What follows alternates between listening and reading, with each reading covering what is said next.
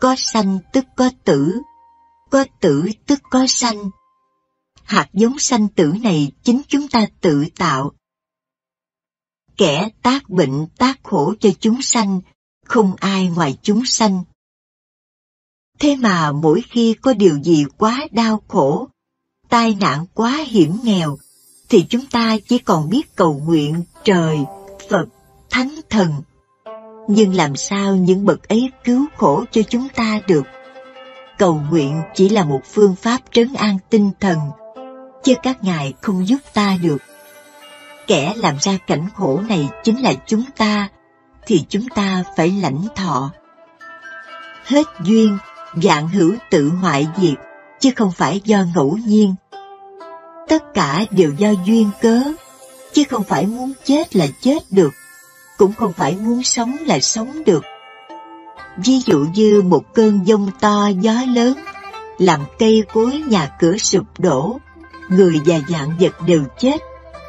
Đó là duyên tan. Duyên hợp thì sanh, duyên tan thì hoại diệt. Vạn hữu thành hoại đều do duyên cả. Kinh Tăng Nhất A Hàm dạy, pháp pháp tự diệt. Quán xét cho cùng lý, chúng ta mới thấy rõ, vạn hữu thế gian toàn là duyên hợp và duyên tan, tạo thành rồi hoại diệt. Không có một sắc tướng nào của vạn hữu trong vũ trụ có một thực thể riêng biệt, toàn là do các duyên thành và hoại, chứ không một ai diệt và tạo ra nó. Bởi thế, khi Đức Thế Tôn tu đã thành Phật, nhưng vẫn không cứu khổ chúng sanh được. Ngài chỉ nhắc nhở, răn cấm khéo léo, khiến cho chúng sanh tự tu hành.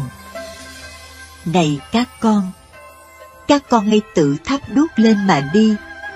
Ta không đi thay thế cho các con được con đường ấy.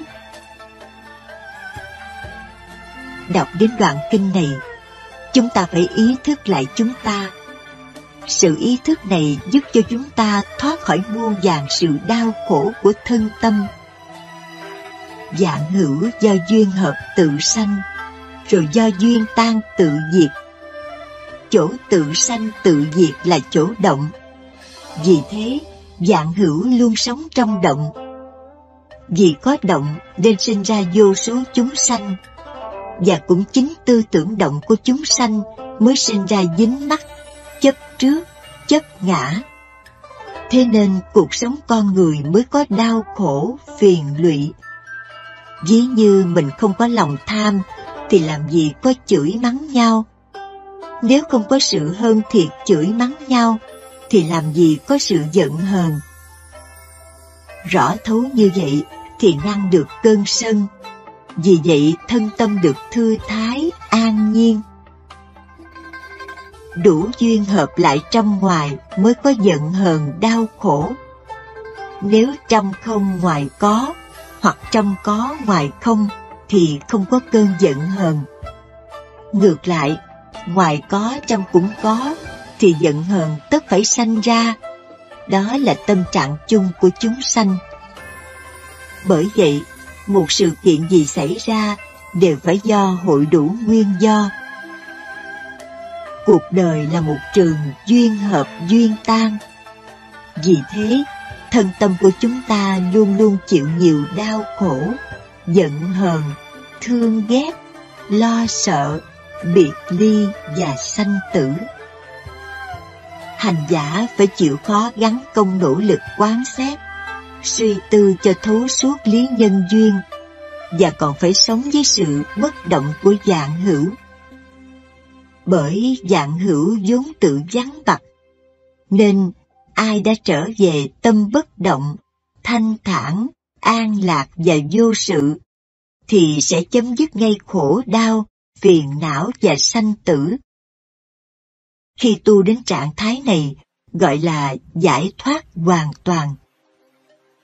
Đường về trạng thái vắng lặng của vạn hữu. Nếu chúng ta biết cần dùng nó để đối trị các ác pháp, thì thân tâm sẽ được vắng lặng. Nhưng muốn làm được điều này, thì phải đem hết ý chí dũng mãnh thực hiện cho bằng được. Thì chắc chắn vạn hữu không còn là chướng ngại trong tâm. Hầu hết chúng sanh đều có tâm hồn đau khổ, không những sự việc này thì những sự việc khác. Hơn nữa, cơ thể thường hay bệnh tật nặng nhẹ khác nhau. Người tu hành phải rõ lý nhân quả, tức là lấy cái không bệnh tật, cái không phiền não, đối trị lại cái có bệnh tật, có phiền não. Ngày xưa tại núi Nga Mi, ông Văn Thù Sư Lợi sai đồng tử đi hái thuốc. Ngài bảo, con hãy ra rừng, hái thứ thuốc nào không phải là thuốc, thì mới trị được bệnh không phải bệnh. Tu Bồ Đề dạy, này Kiều Thi Ca, cũng như có thuốc độc thì phải có thuốc trừ độc. Tăng Nhất A Hàm. Tư tưởng của chúng sanh vốn mang chất độc, thường giết chúng sanh mà chúng sanh nào hay biết. Thuốc trừ độc có rất nhiều, nhưng phương thuốc đầu tiên là phương thuốc 10 điều lành. Nếu chúng sanh không chịu dùng thuốc này trừ bệnh độc phiền não, thì không sao giải độc được. Nếu một ý tưởng khởi nghĩ đến một sự kiện do tâm tham sân si chủ động, thì ngay lúc đó chúng ta phải biết là tà niệm, và phải tìm sự suy tư khác để đối trị lại ngay. Phương pháp đó là dùng chánh niệm diệt tà niệm, có nghĩa là lấy tư tưởng chánh dẹp tan tư tưởng tà. Người tu hành biết quán như vậy, liền phá tan được tâm tham sân si. Quán càng sắc bén bao nhiêu, thì phá tan mê mờ đau khổ trong lòng bấy nhiêu. Bát chánh đạo là con đường giải thoát, lấy chánh diệt tà, quét sạch rác rưới tham sân si, và giữ tâm chúng ta được bình thường, an lạc. Tôn giả Tu Bồ Đề dạy, này Thiên Đế Thích, pháp pháp loạn động, pháp pháp tự vắng bặt, pháp pháp thường sanh pháp. Tăng Nhất A Hàm. Từ mọi sự kiện này sanh ra mọi sự kiện khác. Từ cơn sân của người này sanh ra cơn sân của người khác và của nhiều người. Từ lòng sầu não của người này làm gợi lên lòng sầu não của những kẻ khác. Như vậy không phải pháp pháp thường sanh pháp sao? Vạn hữu trong vũ trụ lúc nào cũng động. Tư tưởng của chúng sanh cũng vậy. Từ suy nghĩ này đến suy nghĩ khác, suốt cả một đời người không bao giờ có được những phút giây dừng lặng, ngoại trừ lúc ngủ say. Nên Kinh A Hàm dạy, pháp pháp loạn động. Tâm chúng sanh vốn không giận hờn đau khổ, không tham lam chấp trước, rất thanh tịnh vắng lặng. Nhưng vì sự tương quan, tương giao với vạn hữu, khiến nó phải động. Kinh A Hàm dạy, pháp pháp tự vắng bặt. Duyên hợp cũng như duyên tan, rất sống động. Do động nên sanh ra vạn hữu. Thế nên, mỗi một chúng sanh đều có hai phần động rõ rệt về tinh thần và vật chất. Vạn vật thiên nhiên trong vũ trụ đều động. Chúng ta là một vật trong vạn vật thì làm sao bất động được? Vì bất động chẳng được nên tâm khởi phân biệt. Do phân biệt mới có đối đãi, mới có đau khổ, giận hờn, thương ghét. Biết rõ tâm chúng sanh vốn thanh tịnh, nên chúng ta dùng tư tưởng chánh diệt tư tưởng tà. Giờ thế tâm mới được an vui. Tâm bất động, thanh thản, an lạc và vô sự mới lần hồi hiện tiền. Kinh A Hàm dạy, lấy pháp trắng trị pháp đen, tức là lấy tịnh diệt động. Nghĩa là khi tư tưởng tham sân si khởi lên, đó là tà kiến, tà niệm, khiến cho tâm chịu nhiều đau khổ, sầu muộn, giận hờn, thương ghét, thì liền ngay đó ta khởi nghĩ theo chánh pháp, tức là tư tưởng chánh, chánh kiến, chánh tư duy, chánh ngữ. Nó giúp chúng ta trở về với trạng thái an vui thanh tịnh và phá tan được tâm tư phiền muộn đau khổ. Chúng ta lặp lại một lần nữa để ghi nhớ lời dạy trong kinh A Hàm. Này Kiều Thi Ca, pháp pháp loạn động, pháp pháp tự vắng bặt, pháp pháp thường sanh pháp, pháp đen dùng pháp trắng trị, pháp trắng dùng pháp đen trị.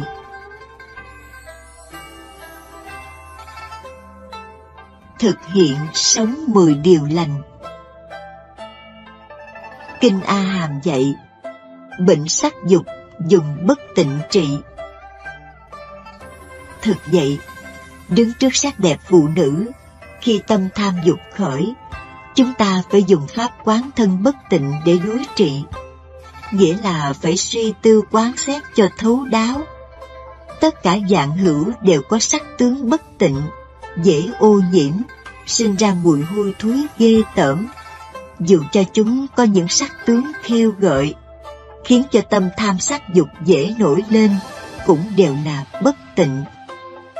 Muốn làm chủ được tâm tham sắc dục, không có pháp môn nào để chế ngự hơn là kinh nghiệm bản thân. Phải trực tiếp mắt thấy, tai nghe, mũi ngửi mùi, tay sờ mó vào sắc tướng của đối tượng đang phơi bày trước mắt ta, những hình ảnh ghê tởm uế trượt, hôi thối và còn nhiều sự bất tịnh khác nữa. Nhờ có trực tiếp như vậy, nên khi vừa thấy sắc là ta thấy ghê tởm ngay liền. Muốn chế ngự và hàng phục tâm sắc dục, điều tối quan trọng là phải thông suốt. Ở đâu có khoái lạc, ở đó có khổ đau.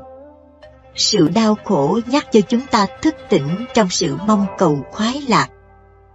Xét về thân và tâm của mình, từ xương, răng, da, tóc, đờm nhớt, máu mủ, thảy đều bất tịnh. Về phần tinh thần, ta cũng dễ bị ô nhiễm, dính mắc các sắc tướng vạn hữu. Vì thế, chúng ta càng khởi tâm tham dục lạc, thì càng thọ vô lượng thứ đau khổ. Người sống với 10 điều lành phải thực hiện đúng 10 điều lành của Phật dạy, và còn phải nhìn thấu suốt thực chất sắc tướng của vạn hữu đang vây quanh chúng ta. Người mang bệnh sân hận nặng, muốn đối trị phải dùng từ tâm.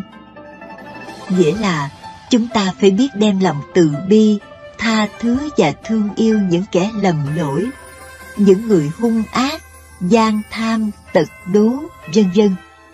Tại sao vậy? Vì họ là người thiếu giáo dục đạo đức, không được ánh sáng chân lý soi chiếu vào tâm tư họ, nên đời sống họ luôn luôn bám chặt vào vật chất, chịu nhiều thứ đau khổ. Chúng ta là người sống với 10 điều lành, thì phải thấu rõ lý nhân quả, thường dùng chánh kiến và luôn thực hiện lòng thương yêu đối với mọi người. Nhờ vậy, lòng đau khổ, sự giận hờn mới chấm dứt. Ý thức được sự ích kỷ nhỏ mọn của mình là thuốc độc giết chết tâm mình. Chỉ có lòng yêu thương mới cứu chúng ta sống an vui. Muốn trị bệnh ngu si mà không chịu học Phật Pháp, thì không làm sao có trí tuệ giải thoát, không thể làm chủ được tư tưởng của mình và thấu suốt được vạn hữu. Vả lại, người ngu si không thể nào biết áp dụng phương tiện của Đức Phật dạy. Bởi vậy, kẻ ngu si không đủ trí hiểu biết, luôn luôn sống một đời đầy đau khổ, sân hận, lúc nào cũng nô lệ cho vật chất. Người sống với 10 điều lành lại phải biết dùng pháp môn quán của Đức Phật đã giảng dạy suốt con đường A Hàm, tức nhị thừa. Pháp môn này dùng để đối trị tất cả tư tưởng phiền não. Khi thấu suốt con đường quán của nhị thừa, chúng ta mới thấu rõ là tất cả hiện tượng vạn vật thiên nhiên trong vũ trụ đều do duyên hợp tạo thành, chứ không do một đấng vạn năng nào biến hóa ra. xét cho cùng tột về cuộc sống của chúng ta, ta mới thấy ngã không, người không và vạn hữu đều không.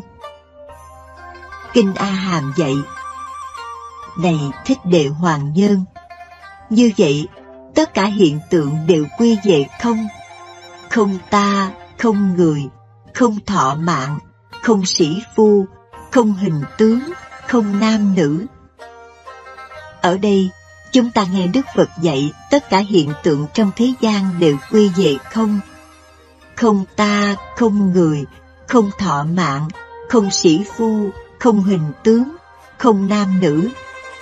Thế mà mọi vật trước mắt chúng ta sờ sờ mà bảo là không, thì hóa ra lời dạy kia phi lý và mâu thuẫn với chính nó hay sao? Muốn rõ lý sắc không, chúng ta phải có sự tư duy cho tường tận, mới thấy vạn hữu là không. Ví dụ, muốn dựng một cái nhà phải do nhiều thứ hợp lại, như kèo, cột, vách lá, phên, cửa, đòn dông hợp lại, tạo nên một cái nhà. Nếu lấy một cây cột mà bảo đó là cái nhà thì không đúng. Câu chuyện vua Malinda hỏi tỳ kheo Nagasena trong kinh Malinda: Thưa Đại Đức, quý danh Ngài là gì? Tâu bệ hạ, người ta gọi tôi là Nagasena, nhưng không có thật tôi. Nhà vua hỏi: Nếu không có thật ngã, thì ai cúng dường, ai truyền giáo, ai tham thiền, ai thực hành giáo lý và ai tu chứng niết bàn? Vậy cái gì mới thực là Nagasena? Hay tóc trên đầu là Nagasena chăng? Tâu bệ hạ, không phải tóc là tôi. Lông nơi thân là Nagasena chăng? Tâu bệ hạ, cũng không. Vậy thì sự cảm xúc, sự nhận biết vui buồn là Nagasena chăng? Tâu bệ hạ, cũng không. Vậy thì ngũ uẩn tứ đại là Nagasena chăng? Tâu bệ hạ, cũng không. Như thế ngoài thân còn cái gì là Nagasena chăng? Tâu bệ hạ, cũng không có cái thân nào khác ngoài Nagasena. Vua Malinda hỏi xong, Nagasena hỏi lại: Tâu bệ hạ, Ngài đến đây bằng gì? Bạch Đại Đức, trẫm đến đây bằng xe. Vậy bệ hạ có thể giải thích xe là gì chăng? Có phải gọng là xe chăng? Không phải thế. Cái trục lăng có phải là xe chăng? Bạch Đại Đức, không. Hai bánh có phải là xe chăng? Cũng không. Vậy nhà vua nói các thứ đó có cái gì là xe không? Cũng không. Câu chuyện vua Malinda cho chúng ta thấy rõ ràng Phật giáo chủ trương con người không có bản ngã. Sinh mạng của con người chỉ kết hợp do tứ đại và tâm thức. Hay nói một cách khác hơn, con người do duyên hợp bởi đời sống vật chất và tâm lý. Đời sống vật chất gọi là sắc uẩn, đời sống tâm lý gọi là thọ, tưởng, hành và thức uẩn, gọi chung là ngũ uẩn. Đứng về phương diện không gian, vạn hữu trong vũ trụ vốn giả hợp. Còn về phương diện thời gian thì vạn hữu vốn sanh diệt không ngừng. Cho nên thân ngũ uẩn tạm có gọi là sanh mệnh chúng sanh.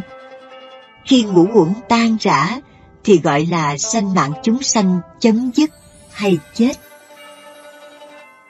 Vạn hữu mượn danh mà đặt tên, chứ không có thực tên. Cũng như cái chúng ta thấy gọi là xe, thì nó đâu có một bản thể chính yếu. Ngoài các bộ phận như gọng, bánh, trục, căm, vân vân, thì xe không thành hình được. Xe chỉ là một danh từ để chỉ sự kết hợp của các bộ phận ấy mà thôi. Tôn giả Tu Bồ Đề còn giảng những ví dụ giải thích cho chúng ta thấy vạn hữu do duyên hợp tạo nên. Khi hết duyên thì duyên tan, nó sẽ hoại diệt. Ví như cây cổ thụ xum xuê tàn lá, một cơn gió to, cành lá phải xác xơ. Một vườn cây đang kết hoa nảy nụ làm quả, một trận mưa đá tuyết rơi làm hư hoại tất cả. Đó là duyên tan. Một cơn mưa to trút xuống, các cây cành đang héo úa gặp mưa liền đâm chồi nảy tược. Đó là duyên hợp. Khéo quán xét, chúng ta đào sâu vào sự bất động của vạn hữu, ta mới thấy rằng bệnh tật không từ đâu sanh, chẳng phải thân sanh mà cũng chẳng phải ý sanh. Vì thế, bệnh tật không phải do thân hay do ý, mà chính là duyên hợp tạo nên. Pháp do duyên mà có, duyên hợp là động, động thì pháp sanh. Pháp tự diệt, nghĩa là hết duyên thì pháp tự hoại diệt, tự trở về sự bất động của nó. Kinh A Hàm dạy: Này Thích Đệ Hoàng Nhân, pháp loạn động, pháp tự diệt. Ta trước kia mắc bệnh đau đớn khổ sở, ngày nay đã trừ được, không còn bệnh khổ. Lời dạy của tôn giả Tu Bồ Đề, chúng ta nhận thức như thế nào? Có phải chăng khi suy tư quán xét, liền thấu rõ cội nguồn của bệnh tật là hết bệnh chăng? Hay một duyên cớ gì mà ông Tu Bồ Đề bảo bệnh ông đã hết?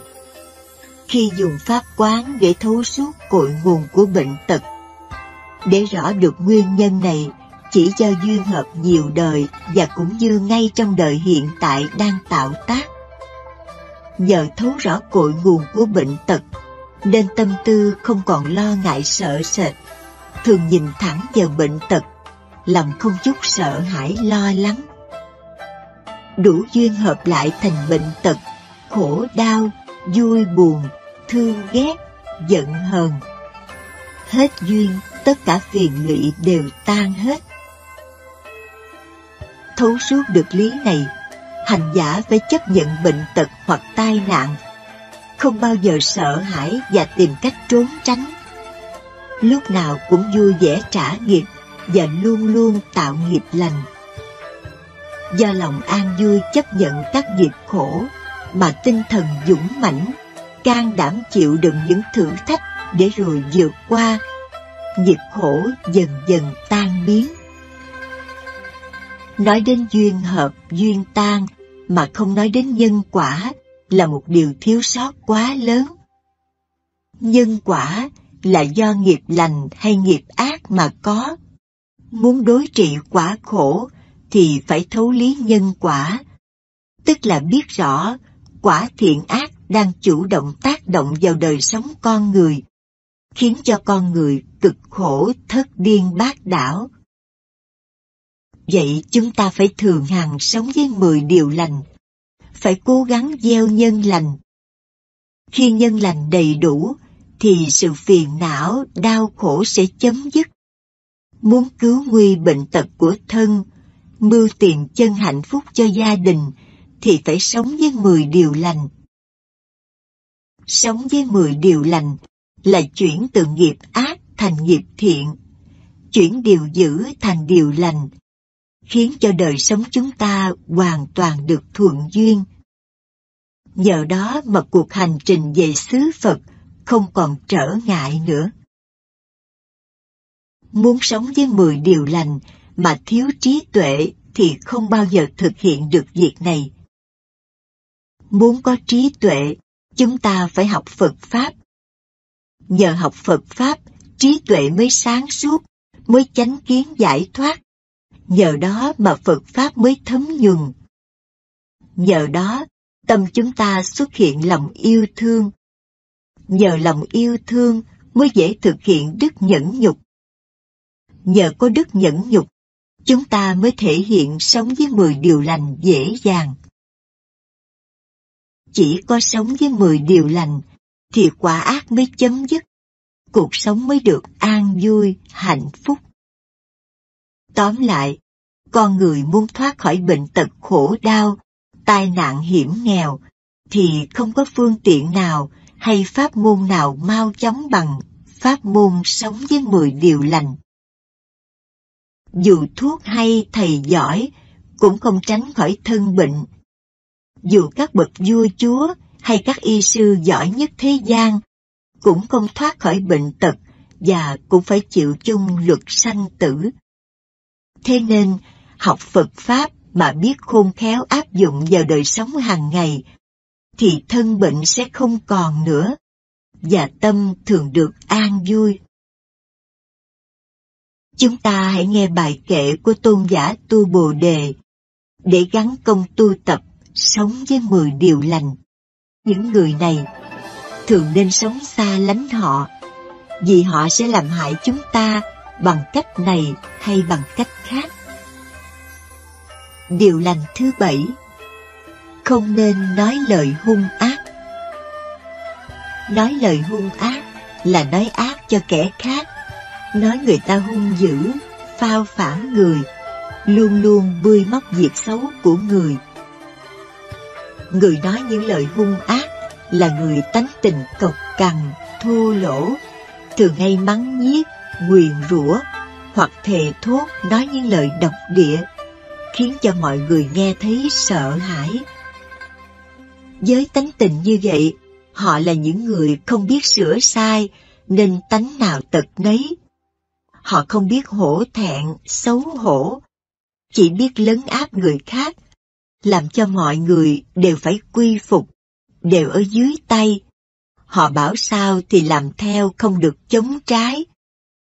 Họ tìm mọi cách để diệt những người trên cơ họ.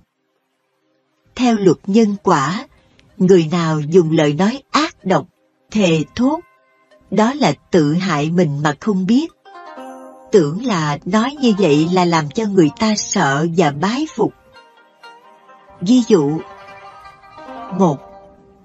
Tôi có nói gian cho tôi chết đi. 2. Kẻ nào nói gian cho tôi thì trời đánh cho nó chết đi. 3. Tôi có nói như vậy ra đường sẽ bị xe cán chết.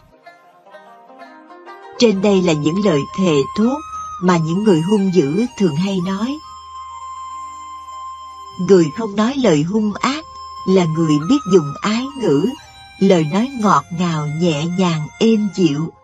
Nên tục ngữ Việt Nam có câu nói ngọt lọt đến xương, hoặc lời nói không mất tiền mua, lựa lời mà nói cho vừa lòng nhau.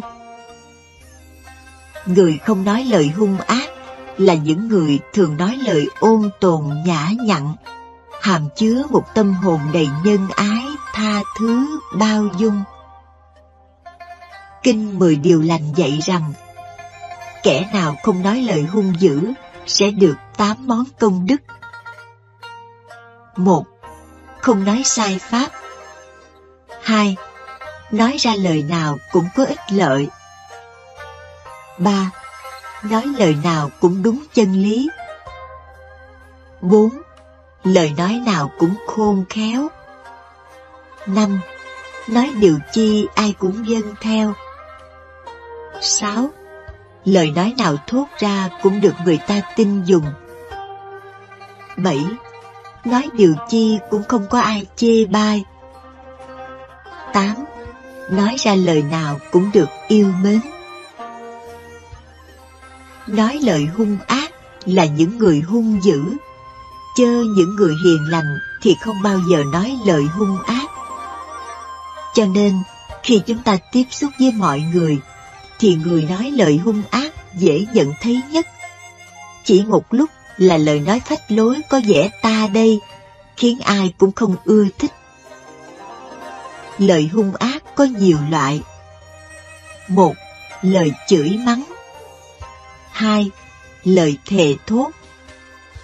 3. Lời nói xấu người khác. 4. Lời chê bai người khác. 5. Lời nói tục tiểu. 6. Lời nói đâm thọc. 7. Lời nói chửi thề. 8. Lời nói dối. 9. Lời nói thêu dệt. 10. Lời nói tráo trở. 11. Lời nói nạt nộ. 12. Lời nói vu khống.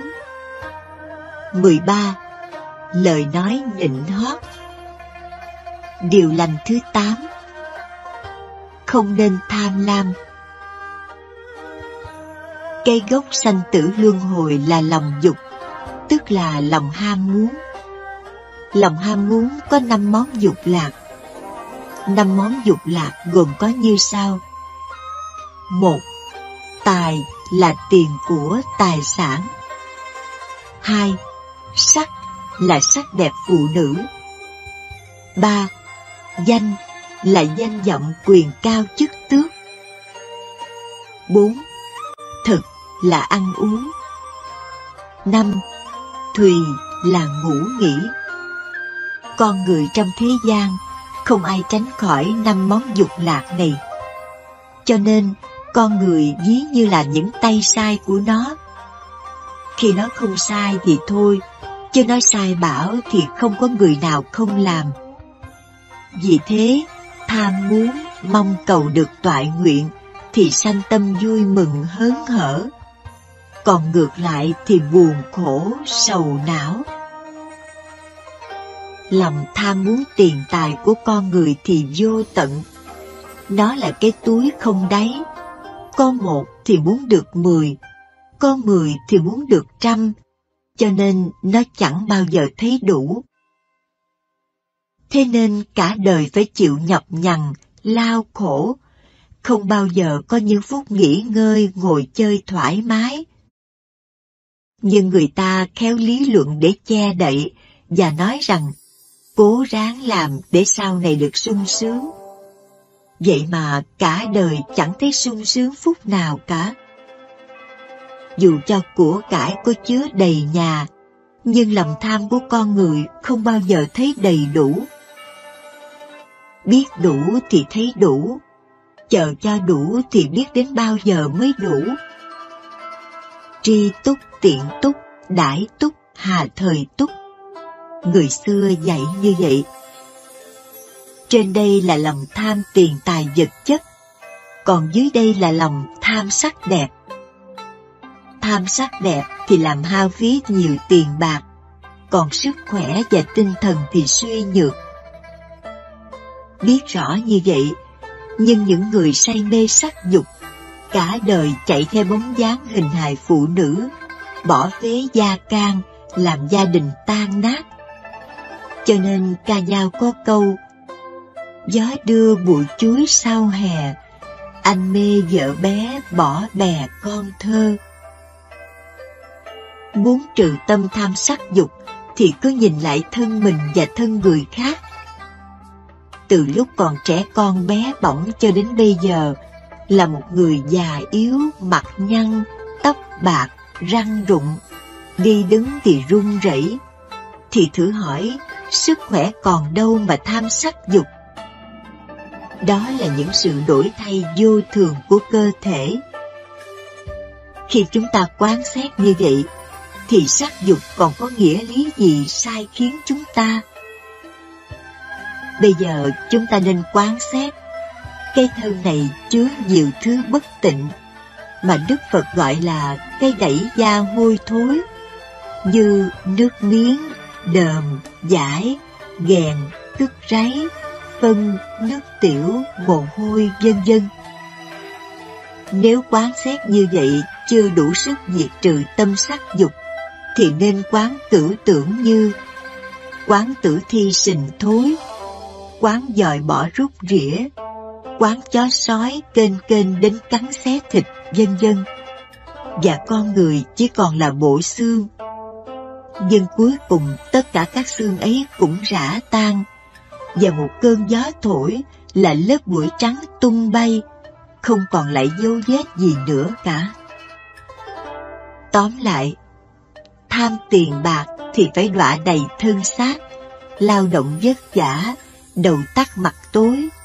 Ban ngày làm không đủ, tranh thủ làm ban đêm, có khi làm luôn cả ngày cuối tuần, nhất là những người làm thương mại. Ăn không ngon, ngủ không yên, suy tư tính toán đủ điều, sợ người ta giành mất phần lợi của mình. Nhiều người được nghỉ lễ, nghỉ phép mà vẫn mang điện thoại theo trong mình để tiện việc liên lạc. Nghĩa là cũng chẳng có ngày nào được nghỉ ngơi thanh thản. Người không ham muốn có nhiều tiền, của cải tài sản, là người ít muốn biết đủ, nên được thảnh thơi an nhàn. Người càng có nhiều nhu cầu cho cuộc sống thì càng khổ cực xác thân. Người tu hành ăn uống đơn giản, không đòi hỏi ngon dở, chỉ ăn để sống một lần trong ngày là thanh thản, an lạc, vô sự. Làm người muốn an nhàn, thanh thản thì nên tập ăn cái gì cũng được, miễn ăn để sống là được. Còn ngủ ở đâu cũng được, không cần phải ở nhà cao cửa rộng, đầy đủ tiện nghi, hoặc phải ăn cơm nhà hàng. Người tu sĩ Phật giáo chân chánh ngày xưa chỉ có 3 y 1 bát, đi xin ăn, ai cho gì ăn nấy. Ngủ thì ngủ dưới gốc cây, và cũng rày đây mai đó, không bao giờ ở mãi một chỗ. Đó là tránh sự quyến luyến nơi mình đang ở. Còn ham danh vọng, quyền cao tước trọng thì phải chịu khó vào luồng ra cuối, đút lót hối lộ, mà vẫn nơm nớp lo sợ ngày nào đó sẽ có kẻ khác vào lấy mất ghế, chức vụ của mình. Tục ngữ ta có câu: càng cao danh vọng, càng dày gian nan. Đệ tử Phật không màng quyền cao chức trọng, không hãnh diện khi làm quốc sư hoặc giữ chức vụ then chốt trong giáo hội, và cũng không chờ đợi ngày được tấn phong hòa thượng, thượng tọa. Người cư sĩ mà bận rộn quá nhiều thì không có thì giờ lo cho thân mình, còn thì giờ đâu mà vui chơi với gia đình, vợ con. Đối với người ấy thì tu hành là một điều vô cùng khó khăn. Có Phật tử đến phân bua cùng với thầy trụ trì. Bạch thầy, con cũng muốn tu lắm. Con thấy không khí ở chùa trang nghiêm thanh tịnh, con thích lắm. Nhưng mà công chuyện làm ăn khiến con không thể bỏ được, dù một ngày cũng không được. Buông tay ra là công việc sẽ bế tắc. Con sẽ ráng thu xếp, chừng vài năm nữa thì con có thể đào tạo một số cán bộ nòng cốt. Tham ăn uống món ngon vật lạ như rắn, rùa, ba ba, cua đinh là hành hạ thân xác, khiến cho thân mắc phải những chứng bệnh nan y. Báo chí có đăng tin tức có nhiều người ăn cá mà bị ngộ độc. Nhiều nhà hàng trên thế giới thỉnh thoảng cũng mua phải những hải sản mang bệnh, khiến cho thực khách bị ngộ độc hàng loạt, phải đưa vào bệnh viện cứu cấp. Những người ham ăn hút uống thì sẽ bị bội thực, trúng thực, mắc bao tử, gan, thận làm việc quá nhiều, không có thì giờ ngừng nghỉ, dễ mắc bệnh tiêu hóa, thận và tim mạch. Người cư sĩ dù chưa trường chay cũng ráng cố gắng giữ một số ngày chay định kỳ trong tháng. Ăn chay chẳng những thể hiện tình thương đối với loài vật, mà còn có lợi ích thực tế cho bản thân. Thức ăn thực vật dễ tiêu hóa hơn thức ăn động vật. Đó là chưa kể trong thịt của loài vật, kể cả các loài cá, có mang sẵn mầm bệnh. Loài vật trước khi bị giết, nó đau đớn khổ sở, đem lòng thù hận. Nếu ta ăn thịt chúng, thì bản thân ta cũng bị ảnh hưởng. Tham ngủ. Ngủ nhiều, ngủ sớm, dậy trễ, thân thể lười biếng, sanh ra bệnh béo phì. Ngủ nhiều thì trí tuệ tối tăm, con người trở nên biếng nhác, ít chủ động được mình, ý chí dường như không có. Người như thế dần dần trở thành kẻ ăn bám xã hội, giống như loài cây chùm gửi mà thôi. Muốn chiến thắng sự ham muốn dục lạc ở thế gian, thì phải có sức quán thông suốt và trí tuệ minh mẫn, mới mong thành tựu hạnh thiểu dục. Nhờ đó mà chúng ta có thể sống một cuộc đời tự túc, đơn giản, thanh tao và an nhàn. Ý thức rõ sự tai hại của tâm dục lạc và lợi ích thiết thực của tâm ly dục, ly bất thiện pháp là con đường dẫn đến sơ thiền. Ta phải đem hết ý chí dũng mãnh để khắc phục tâm tham dục lạc và làm chủ những hoàn cảnh, đối tượng đầy cạm bẫy cám dỗ bao quanh chúng ta. Có được như vậy thì cuộc sống của chúng ta mới được an nhàn. Đây là một cuộc cách mạng tư tưởng giúp cho chúng ta thoát khỏi cảnh nghèo đói, đau khổ. Khuyến cáo của Liên Hiệp Quốc cho rằng, nếu các nước tư bản giàu sang mà không phí phạm, thức ăn thừa mứa đem đổ bỏ, từ trong gia đình cho đến ngoài xã hội, thì số lượng thực phẩm ấy cũng đủ nuôi sống dân nghèo đói ở Á, Phi. Tu tập diệt trừ tâm tham dục thế gian không có nghĩa là cuộc sống chúng ta mất đi hay là sống như một người chán đời. Cho nên, không tham dục nghĩa là không tham đắm, không dính mắc, chứ không phải đem quăng hết tài sản của cải hoặc làm biếng, không chịu làm ăn sanh sống như mọi người. Nên nhớ, sự sống là trả nghiệp, chứ không phải là sự tham đắm, si mê về dục lạc. Kinh 10 điều lành dạy rằng, kẻ nào không tham đắm dục lạc thế gian sẽ được 5 món công đức tự tại. 1. 3 nghiệp thân khẩu ý được tự tại, vì nhân các căn được đầy đủ. 2. Của cải được tự tại, vì tất cả giặc thù đều không làm hại được. 3. Phước đức tự tại, vì khi tâm muốn gì đều được như ý. 4. Ngôi vua tự tại, vì các của cải quý báu đều được người đem đến dâng hiến. 5. Được hưởng phần lợi gấp 100 lần mình đã định, vì kiếp trước mình không có lòng bỏng sẻn. Người đệ tử Phật chẳng những từ bỏ tật tham lam mà còn hành hạnh bố thí. Bố thí tức là hạnh buông xả, buông bỏ, không chất chứa tài sản của cải mà còn chia sẻ cho người nghèo khổ bất hạnh. Không màng công danh phú quý, không bận tâm tranh danh đoạt lợi. Hằng sống với tâm buông xả thì tâm trí thảnh thơi, dạo chơi thanh thản, giấc ngủ an lành, ít bệnh, ít khổ. Người có nhiều tài sản, của cải, danh lợi thì sẽ mệt mỏi nhiều và sẽ đi chậm hơn những người có ít tài sản trên hành trình về xứ Phật, tức là giải thoát khỏi sanh tử luân hồi. Điều lành thứ 9. Không nên sân giận. Người tu theo Phật giáo phải thực hành cho kỳ được tâm không hờn giận. Đứng trước các đối tượng, ta phải cố tránh đừng để mọi sự, mọi việc xảy ra sự tranh chấp ác pháp, khiến cho chúng ta phải sân hận. Khi gặp cảnh dễ sân thì phải luôn luôn giữ sắc mặt bình thường. Nghĩa là nếu sắc mặt đang vui vẻ, gặp điều nghịch ý bỗng nhiên thay đổi, cau có, đỏ gay, thì đó không phải là người tu. Người tu 10 điều lành, lúc nào cũng giữ tánh nết hiền hòa, đừng để nổi cơn hung ác. Kinh dạy, một niệm sân tâm nổi lên thì 100.000 tai họa đến. Nhất niệm tâm sân khởi, bách vạn chướng môn khai.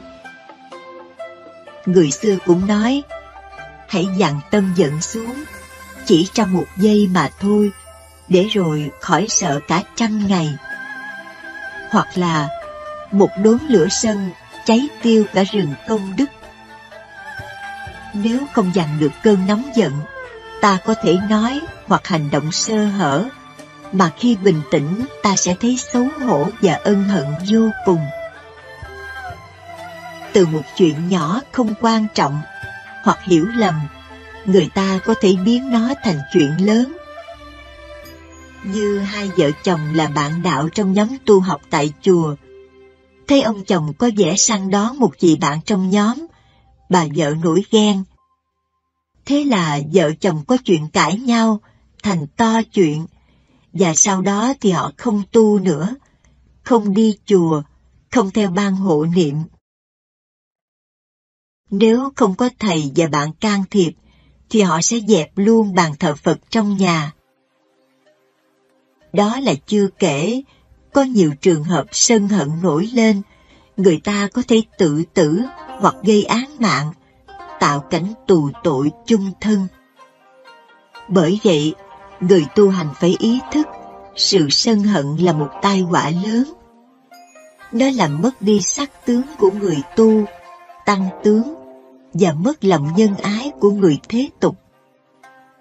Chúng ta phải đem hết ý chí dũng mãnh để chiến thắng những cơn sân phát khởi ào ào như thác đổ. Muốn hoàn toàn làm chủ tinh thần, không để một phút giây sân hận, thì phải dùng trí tuệ quán xét cho thấu suốt ngọn nguồn của đối tượng để ngăn chặn chúng ở bên ngoài. Thông thường, người ta khuyên mình khi nóng giận thì đi uống một ly nước, nó sẽ hết. Thật ra, đi uống nước thì cơn giận có giảm xuống, nhưng nó vẫn tiếp tục tuôn trào, nhất là khi ta ngồi thiền. Muốn diệt trừ tâm sân hận, ta phải thực hành hạnh từ bi. Tha thứ và thương yêu cho người thì lòng mình mới được an vui. Bình thường, chúng ta có thể tha thứ cho người lớn tuổi hơn hoặc đẳng cấp cao hơn chúng ta thật dễ dàng. Nhưng tha thứ cho người nhỏ tuổi hơn hoặc ở cấp dưới thì ta khó tha thứ hơn. Phải quán chiếu để cảm thông nỗi khổ của người. Có lẽ tại vì anh ấy đang có chuyện buồn nên mới có lời nói không tốt đẹp ấy. Hoặc là chị ấy hiểu lầm ý mình nên mới buông ra những lời khiếm nhã như thế. Phải đặt mình vào trong hoàn cảnh của người, thử xem mình phản ứng như thế nào. Để diệt tâm sân, có vị thiền sư dạy hãy quán không. Thân này là không, lời nói như gió thoảng, có gì đâu mà buồn giận. Kể ra, không phải dễ gì mà không cho được. Có một thiền sư khác thì dạy thực tập thiền quán trong khi giận như sau. Thở vào tôi biết tôi đang giận, thở ra tôi biết cái giận còn ở trong tôi. Hoặc đọc thầm một bài kệ trong tâm, mỗi câu là một hơi thở ra vào. Phương pháp này cũng giúp cho chúng ta thấy nhẹ, khỏe, cường độ cơn sân sẽ giảm ngay. Thật ra, muốn diệt trừ sự sân hận trong tâm, thì chúng ta phải tập diệt ngã.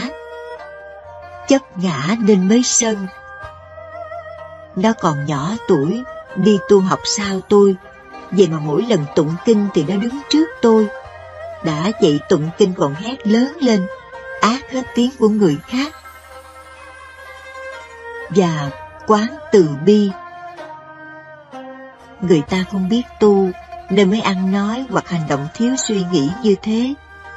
Còn mình hiểu đạo, tu tập lâu năm, chẳng lẽ mình cũng như vậy sao? Có gì đâu mà phải giận. Tôi xin nguyện tha thứ cho người.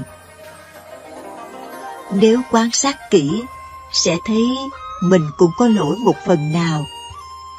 Trong khi sân hận lời qua tiếng lại, thì ai mà không lỡ lời, nói nặng, làm cho người kia đau khổ.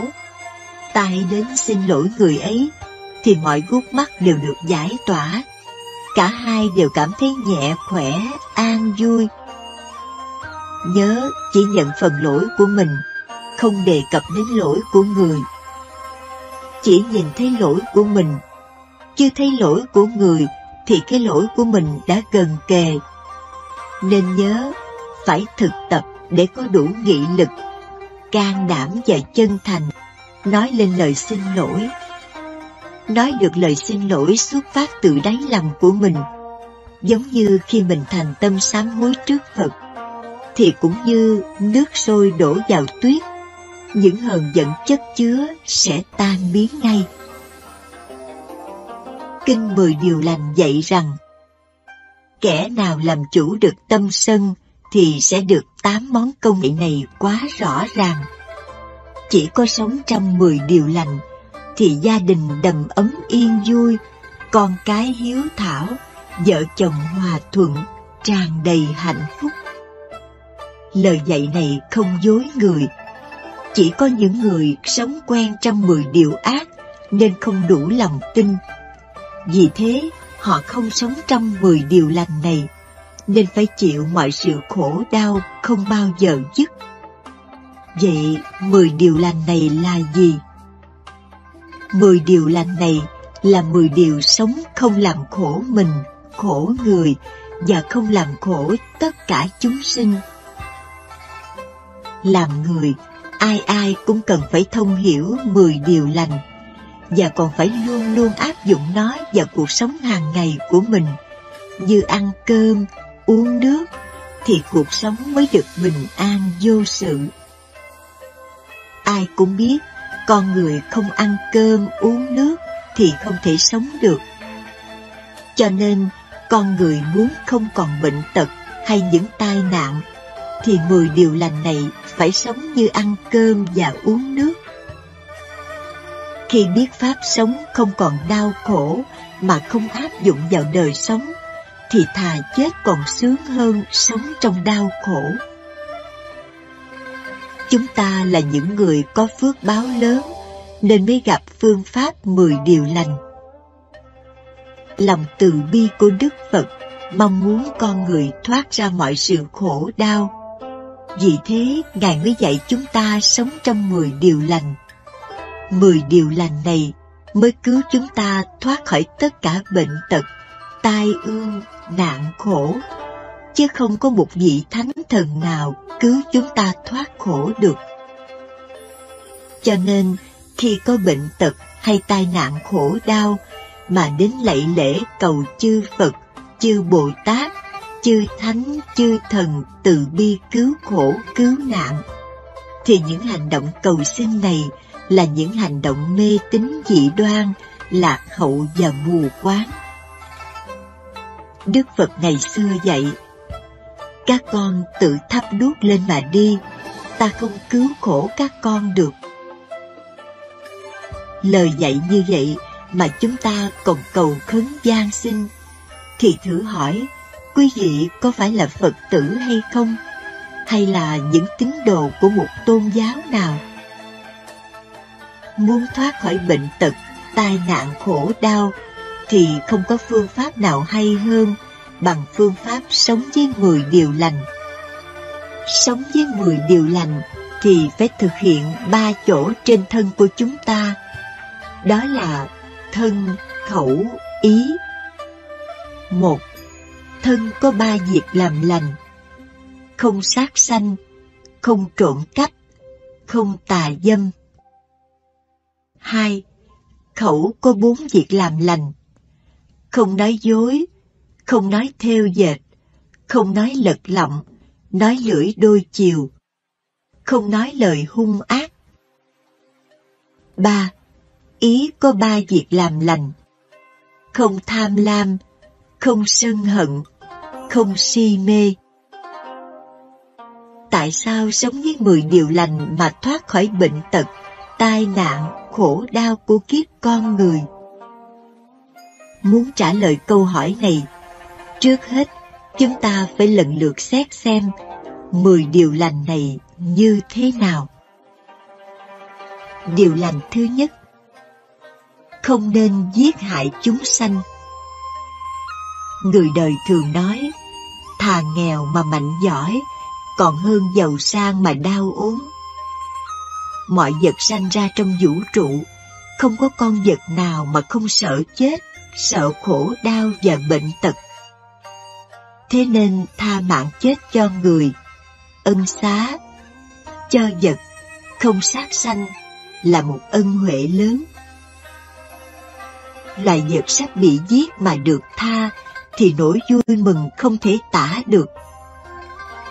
Hòa thượng Thiện Hoa dạy, như khi chúng ta thả một con chim sắp bị cắt cổ nhổ lông, thả một con cá sắp đem chặt kỳ đánh dãy, chim được sống vui mừng bay nhảy, cũng như cá khỏi chết hớn hở lội bơi. Vậy không giết hại chúng sinh mà còn thả chúng sinh là nghiệp lành đứng hàng đầu trong 10 điều lành. Chúng ta ai cũng ham sống sợ chết, lẽ đâu lại cướp mạng sống của loài vật? Thử hỏi, chúng ta tự đặt mình vào hoàn cảnh con vật, xem chúng ta có còn lòng dạ nào giết hại chúng không? Đừng mượn câu vật dưỡng nhân mà cho rằng trời sanh ra con vật để cho mình giết nó ăn thịt. Vậy nếu vào rừng mình bị cọp ăn, thì có phải ta là nhân dưỡng vật không? Chớ có lý luận theo kiểu ăn thịt chúng sanh mà tạo cho đôi tay luôn dấy máu và tâm hồn trở nên hung ác. Hãy quan sát và so sánh.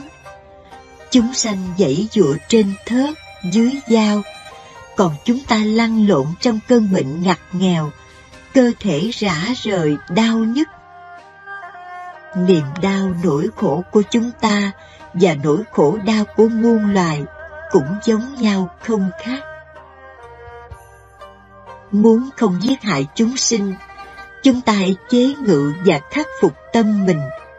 Đừng chạy theo sự ăn ngon của khẩu nghiệp mà tạo tội lỗi, máu đổ thịt rơi như núi, như biển. Hãy quán chiếu nỗi khổ của chúng sanh cũng là nỗi khổ của mình để tránh không sát sanh. Người tu còn phải quán chiếu ăn thịt chúng sanh như ăn thịt con mình, vì con vật hôm nay bị giết mà tiền kiếp lại là ông bà, cha mẹ của mình. Theo luật nhân quả, sát sanh là cái nhân của bệnh tật, khổ đau, hoạn nạn. Nợ máu xương phải đền bù bằng máu xương, dù trốn đi đâu cũng không khỏi. Kinh 10 điều lành dạy, nếu ai không sát sanh thì sẽ được 10 điều lợi ích như sau. 1. Tất cả chúng sanh đều kính mến. 2. Lòng từ bi mở rộng đối với tất cả chúng sanh. 3. Trừ sạch thói quen giận hờn. 4. Thân thể thường được mạnh khỏe. 5. Tuổi thọ được lâu dài. 6. Thường được người tốt giúp đỡ. 7. Ngủ ngon giấc và không chiêm bao ác mộng. 8. Trừ được các mối thù oán. 9. Khỏi bị đọa vào 3 đường ác. 10. Sau khi chết được sanh lên cõi trời. Thật vậy, kẻ nào biết làm lành, làm phước, thường giúp đỡ săn sóc người nghèo khổ, bệnh tật, tai nạn, khổ đau vân vân, thì tự thân mình ít bệnh tật, ít tai nạn. Nếu ai biết lo tạo phước lành, thì ngay trong đời hiện tại, thân thể được khỏe mạnh, tinh thần được thơ thới, và tâm hồn lúc nào cũng an vui. Nếu thấy người nào được sung sướng, an vui, ít bệnh, thì ta phải hiểu rằng đây là kết quả do nhân lành đời trước và của đời này mà người ta được như thế. Là Phật tử, thọ 5 giới hay 10 giới, cũng đều có giới không giết hại chúng sinh đi đầu. Không giết hại mọi vật là hành động từ bi, là đang học theo hạnh nguyện từ bi của chư Bồ Tát đối với vạn vật trong vũ trụ. học hạnh từ bi của Phật thì chẳng những chúng ta không giết hại mọi vật, mà còn phải thực tập ăn chay, không ăn thịt chúng sanh. Người xưa đã nói, kiến kỳ sanh, bất nhẫn kiến kỳ tử. Thấy nó đang sanh sống thì không thể nào nhẫn tâm giết hại cho đành.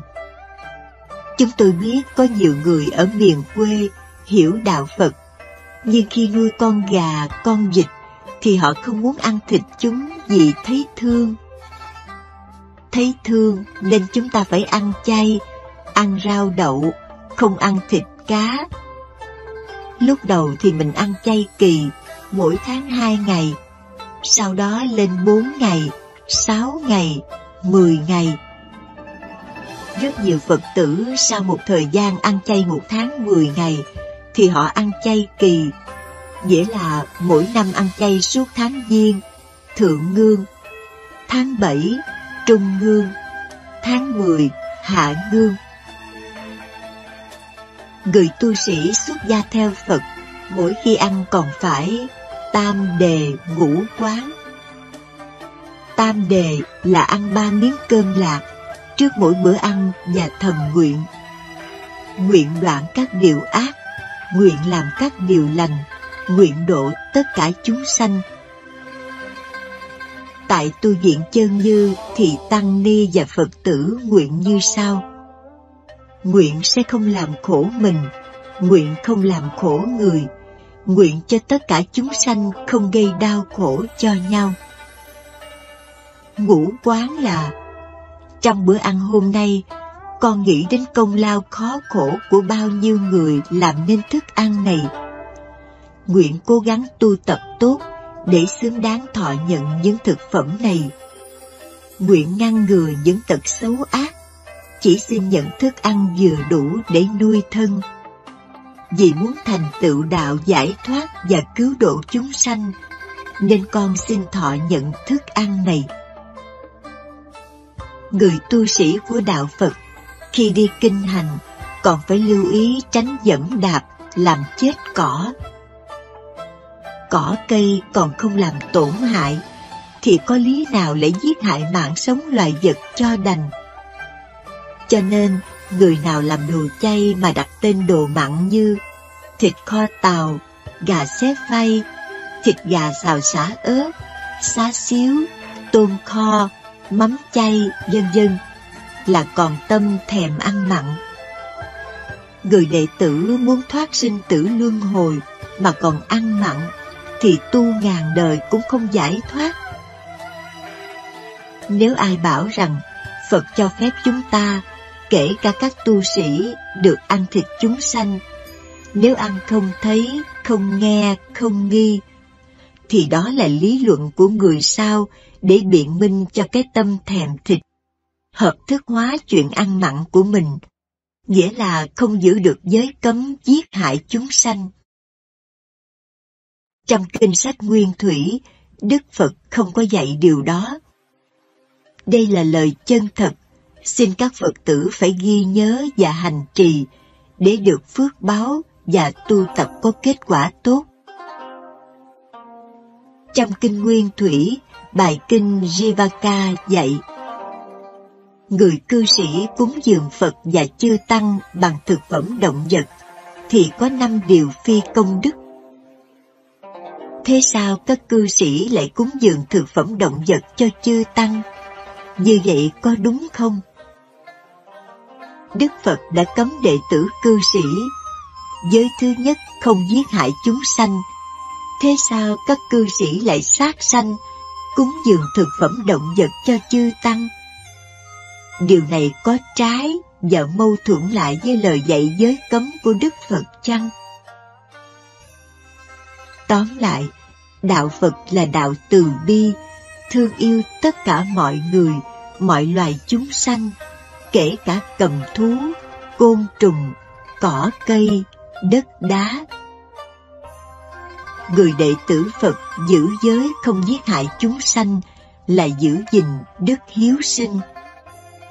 Thử tưởng tượng, một ngày mà chúng ta không ăn thịt thì biết bao nhiêu sinh mạng được thoát chết.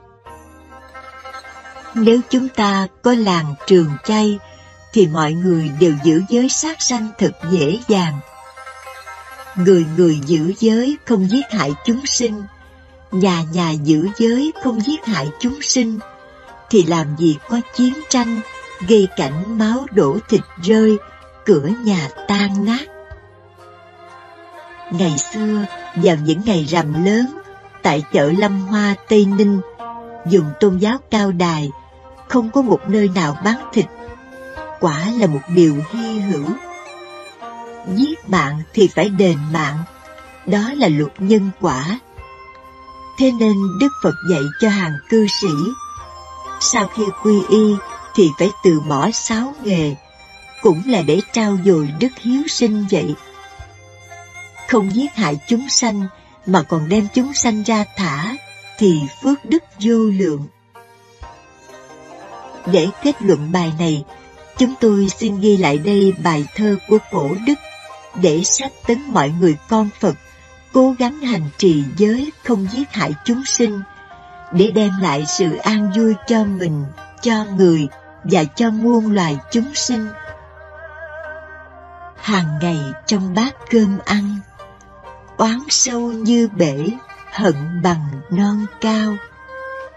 Muốn xem binh lửa thế nào, hãy nghe lò thịt tiếng gào đêm thâu. Đúng vậy, qua bài kệ này chúng ta thấy cuộc sống của con người không bảo đảm. Những tin tức khắp nơi trên thế giới qua báo chí và điện đài truyền hình đã cho chúng ta biết gió bão, lũ lụt, động đất, núi lở, người chết, nhà cửa tan nát, không nước này thì nước khác. Và hơn nữa, chiến tranh, người giết người, không nơi này thì nơi khác. Hình ảnh tang thương như vậy, thế mà con người còn chưa thức tỉnh, cứ mải mê sống trong 10 điều ác. Nhân quả rất thực tế. Dân chài lưới là những người chết nhiều nhất trong những năm gần đây. Hễ có lũ lụt là có hàng trăm người chết trôi. Bởi vậy, người nào chuyên nghề đánh cá thì không tránh khỏi nước cuốn trôi xuống sông, xuống biển để làm mồi cho cá tôm ăn thịt. Điều lành thứ hai, không nên trộm cắp. Trộm cắp là do lòng tham lam, ham muốn sống được thảnh thơi an nhàn, có nhiều của cải tài sản và được ăn ngon mặc đẹp mà chẳng cần phải làm lụng vất vả như bao nhiêu người khác. Hòa thượng Thiện Hoa dạy, người không gian tham trộm cắp là người yêu chuộng công bình, tôn trọng của cải kẻ khác như của mình. Tiền bạc là huyết mạch của con người, nếu không có nó, đời sống sẽ vất vả. Nếu của cải mình làm ra mà bị người ta lấy hết, thì mình có đau lòng không? Mình mất của thì mình xót xa tiếc nuối, thì người mất của cũng đau khổ như thế. Có nhiều người bị trộm cắp mất hết của cải vàng bạc, thất vọng đến nỗi phải quyên sinh. Vả lại, của phi nghĩa thường vô ngõ trước ra ngõ sau, tiêu hao như nước soi, cát chảy. Manh tâm giành giật cho lắm, chết rồi cũng hai bàn tay không. Người không trộm cắp luôn sống an vui vì không sợ bị tù tội hoặc có người thù oán mình. Nếu mọi người giữ giới không nên trộm cắp thì nhà nhà được an vui, của đánh rơi cũng không có ai lượm, quên đóng cửa cũng chẳng có ai mất đồ. Nghe nói ngày xưa bên Trung Hoa, thời vua Nghiêu, vua Thuấn, Thái Bình thịnh trị, người ta ngủ cũng chẳng cần đóng cửa, đồ đạc có đánh rơi cũng không ai lượm. Tôi thích lắm. Không ngờ ngày nay, tại các nước văn minh trên thế giới, nếu ai mất của đi báo cảnh sát, thì người ta cho biết có người nhặt được rồi. Tôi biết một Phật tử tại Nhật bảo rằng, một hôm cô có việc cần đi gấp, cô rời khỏi nhà cả ngày, không khóa cửa, về nhà đồ đạc vẫn còn nguyên. Cô TH ở California nói, có một hôm cô về nhà thì thấy cửa mở toang. Cô hoảng sợ không dám vô nhà. Cô gọi cảnh sát đến. Họ đưa cô vào nhà, lục soát khắp nơi, thấy không mất gì cả. Thì ra, khi rời khỏi nhà cô không khóa cửa, gió thổi mở tung cửa mà thôi. Tại Việt Nam, thỉnh thoảng ta cũng thấy đăng trên báo những tấm lòng vàng, lượm được gói tiền hoặc cái bóp của ai đánh rơi, đã thông báo để chủ nhân đến nhận lại. Nhưng những tấm lòng vàng ấy ngày càng hiếm hoi.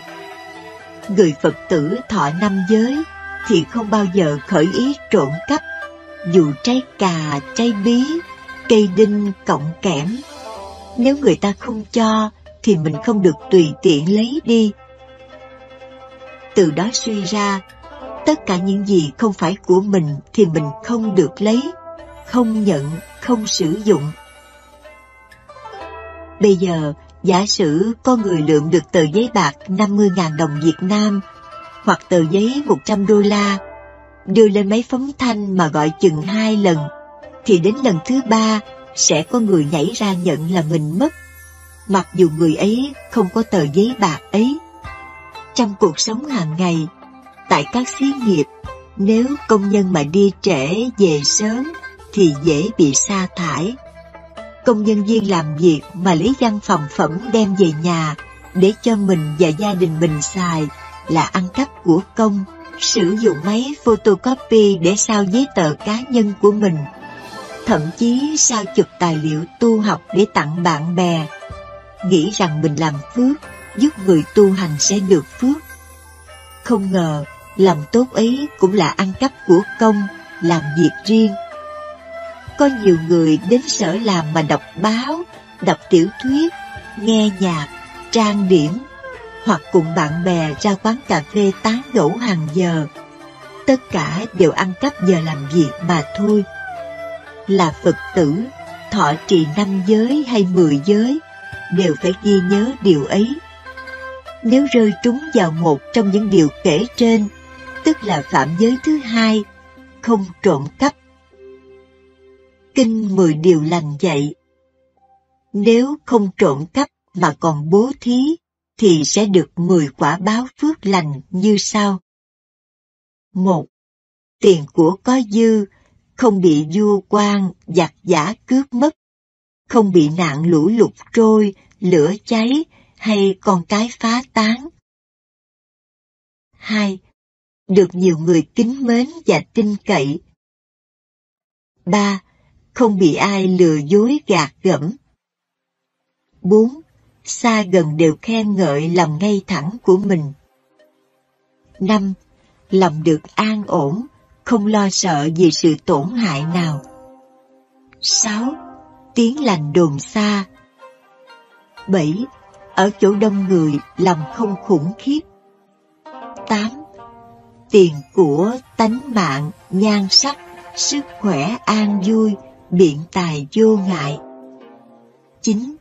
Thường sẵn lòng bố thí cho tất cả chúng sanh. 10. Khi chết được sanh lên cõi trời. Thật vậy, làm phước được phước. Chẳng phải mình mong cầu mà phước ấy vẫn tự đến với mình. Lời Phật dạy, bố thí bất trụ tướng, thì phước đức như hư không. Điều này chúng tôi đã nghiệm thấy trong cuộc đời mình, cũng như trong cuộc đời của các cư sĩ theo tu học với chúng tôi. Chẳng những mình không tham lam của người, mà còn bỏ đồng tiền mồ hôi nước mắt của mình ra để bố thí, cúng dường, thì những người ấy không bao giờ lâm vào cảnh nghèo đói. Các Phật tử làm việc ở nước ngoài thường dễ bị thất nghiệp vì hãng xưởng làm ăn buôn bán ế ẩm. Nhưng các Phật tử thuần thành, thường hành hạnh bố thí đều gặp may mắn. Họ không bị cho nghỉ việc, hoặc nếu có thôi việc ở nơi này, thì họ liền tìm được một nơi khác, còn tốt hơn chỗ cũ. Người giàu sang mà bo bo giữ của cải, không làm phước, bố thí, giúp người nghèo khó, bệnh tật, thì đêm nằm ngủ không yên. Có của cải quý báu trong nhà, thì tối ngày không dám rời nhà nửa bước, sợ gia nhân ăn cắp hoặc ăn trộm cậy cửa lấy đồ. Đêm ngủ không yên, nghe tiếng động tịnh thì lại tỉnh giấc, nơm nớp lo sợ ăn cướp. Giữ giới không trộm cắp là thực tập tâm buông xả. Tâm buông xả thì thảnh thơi an nhàn đức. 1. Tâm không tổn não. 2. Tâm không giận hờn. 3. Tâm không tranh giành. 4. Tâm được nhu hòa, ngay thẳng. 5. Tâm được từ bi như Phật. 6. Tâm thường làm lợi ích và an ổn cho chúng sanh. 7. Thân tướng được trang nghiêm, mọi người đều tôn kính. 8. Có đức nhu hòa, nhẫn nhục, sao được lên cõi trời Phạm Thiên. Điều lành thứ 10. Không nên si mê. Người không si mê là người biết phán đoán rành rẽ, nhận định một cách rõ ràng đúng đắn, không biện minh che đậy sự mê mờ dốt nát của mình, và cũng không cố chấp vào kiến thức chủ quan của mình. Hơn nữa, người ấy còn sáng suốt, không tin những tà thuyết không hợp lý, nghĩa là người ấy không si mê, mù quáng, mê tín, dị đoan, lạc hậu. Người không si mê là người có trí tuệ thông minh, thấu suốt thuyết nhân quả luân hồi, nên không bao giờ tạo tội ác và luôn luôn có những hành vi rất thiện, thường tu 10 điều lành và sẵn sàng mang lòng từ bi đến mọi người. Người ấy thường quán xét vạn hữu, tìm rõ nguồn gốc vô minh, phá trừ tư tưởng dính mắc, chấp trước, tinh tấn hàng ngày tiến bước trên con đường giải thoát nội tâm của mình. Người có tâm tỉnh giác là người không si mê. Người tỉnh giác cao thì tâm được định tĩnh. Muốn được tâm tỉnh giác, trước phải phá cho được hôn trầm, thùy miên. Hôn trầm, thùy miên, vô ký là trạng thái tâm trí mờ mịt, hoặc buồn ngủ hay không nhớ, không biết gì cả.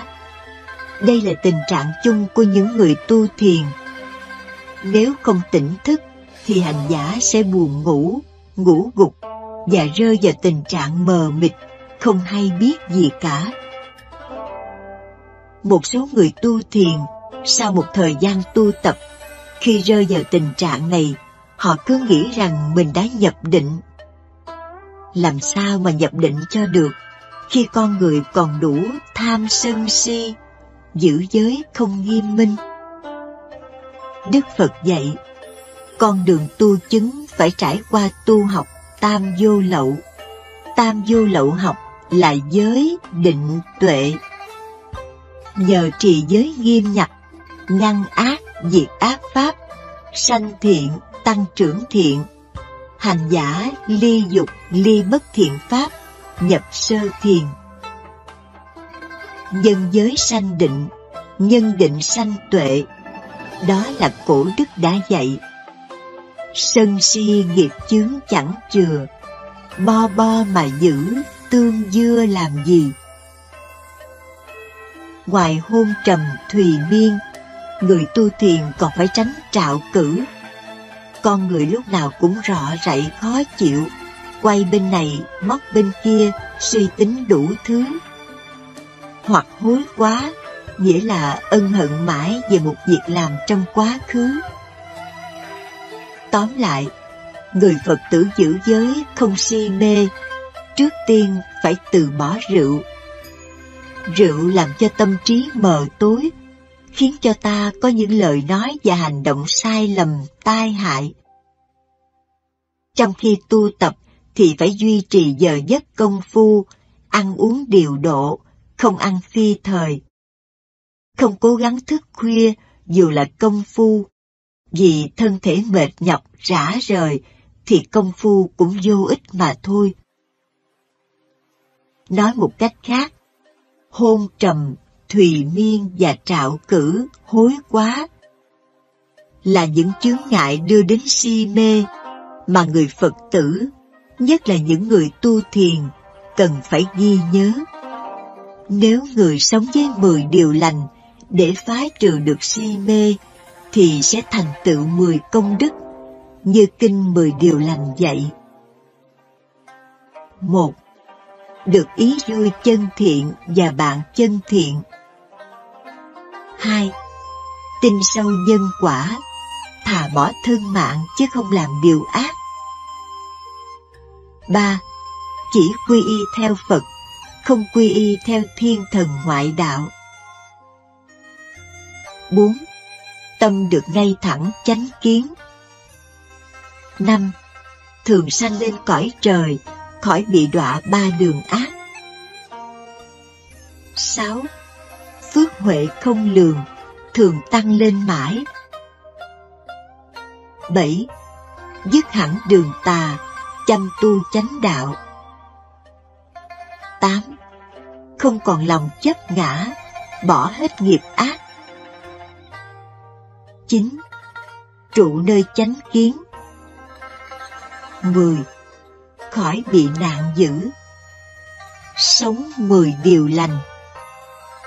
Người sống với 10 điều lành thường chế ngự lòng buông lung của mình, bỏ các nghiệp dữ, quyết thành tựu các nghiệp lành.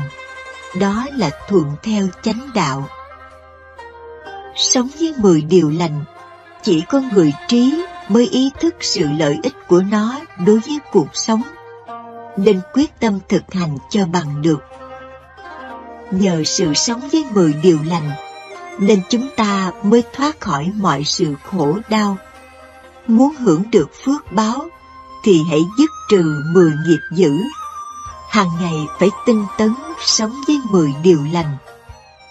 Cứ mỗi lần bỏ xuống một nghiệp ác, thì ngay đó là nghiệp thiện hiện ra, khiến tâm hồn mình được an vui. Biết được sự lợi ích của 10 điều lành, giúp cho đời sống của mình và xã hội được bình an và trật tự an ninh. Người nào có quyết tâm nỗ lực thực hành đúng 10 điều lành của Đức Phật dạy, cứ tiếp tục mãi trên con đường xây dựng cuộc sống 10 điều lành, cho đến một ngày nào đó hoàn toàn thấm nhuần 10 điều lành. Lúc bấy giờ, chúng ta sẽ được 4 ưu điểm mà kinh 10 điều lành dạy. 1. Thân và tâm của chúng ta trở thành tốt đẹp. Hành động thân khẩu ý biểu lộ đầy đủ đạo đức. Lòng hiếu sát hung hăng sẽ biến dần, lòng từ bi bác ái hiện rõ. Đối với con người và loài vật đều thương xót bình đẳng như nhau, thường lấy ân trả oán. Vì thế từ oán thù sẽ trở thành ơn nghĩa, thương yêu. 2. Khi tâm không còn giận hờn, dù bất cứ hoàn cảnh nào, có căm tức đến đâu cũng không lộ vẻ giận hờn hoặc thù oán. Phải biết, đây là sự tu nhẫn nhục để biến cải hoàn cảnh hung dữ trở thành hiền hậu.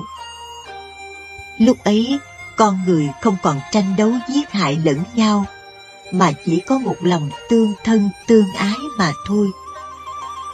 3. Chúng ta có đủ duyên mới được nghe bài thuyết pháp do Thích Đệ Hoàng Nhơn đã trợ duyên cho tôn giả Tu Bồ Đề bằng pháp môn 10 điều lành, để thoát khỏi bệnh tật nơi thân mà còn hưởng được kết quả giải thoát nơi tâm hồn mình. 4. Khi hành giả quyết tâm thực hiện 10 điều lành, chắc chắn sẽ được sanh nơi giàu sang, có đạo đức và hưởng phước lạc đầy đủ. Ngược lại, nếu ai không sống với 10 điều lành mà còn mong đến đất Phật, thì chắc chắn không bao giờ có được. Vì 10 phương 3 đời chư Phật và các bậc thánh hiền thoát khỏi dòng sanh tử, chứng quả vô thượng Bồ Đề đều phải sống với 10 điều lành. Và nhất là lấy 10 điều lành làm căn bản cho sự tu hành của mình. 10 điều lành có công năng giúp cho chúng ta ngăn ngừa được các hành vi độc ác. Nhờ vậy, tất cả hoàn cảnh đều được yên lành, vui tươi.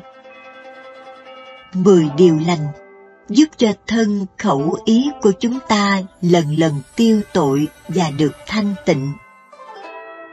Do tâm hồn thanh tịnh nên con người mới thoát ly sanh tử và cuộc sống mới được hoàn toàn an vui trong mọi cảnh. Dù thuận hay nghịch cũng trọn vẹn không chướng ngại. Cho nên, người sống với 10 điều lành là người đầy đủ hạnh phúc nhất trần gian. Khi vạn hữu không còn là chướng ngại trong thân tâm, thì sự đau khổ cũng lần lần chấm dứt.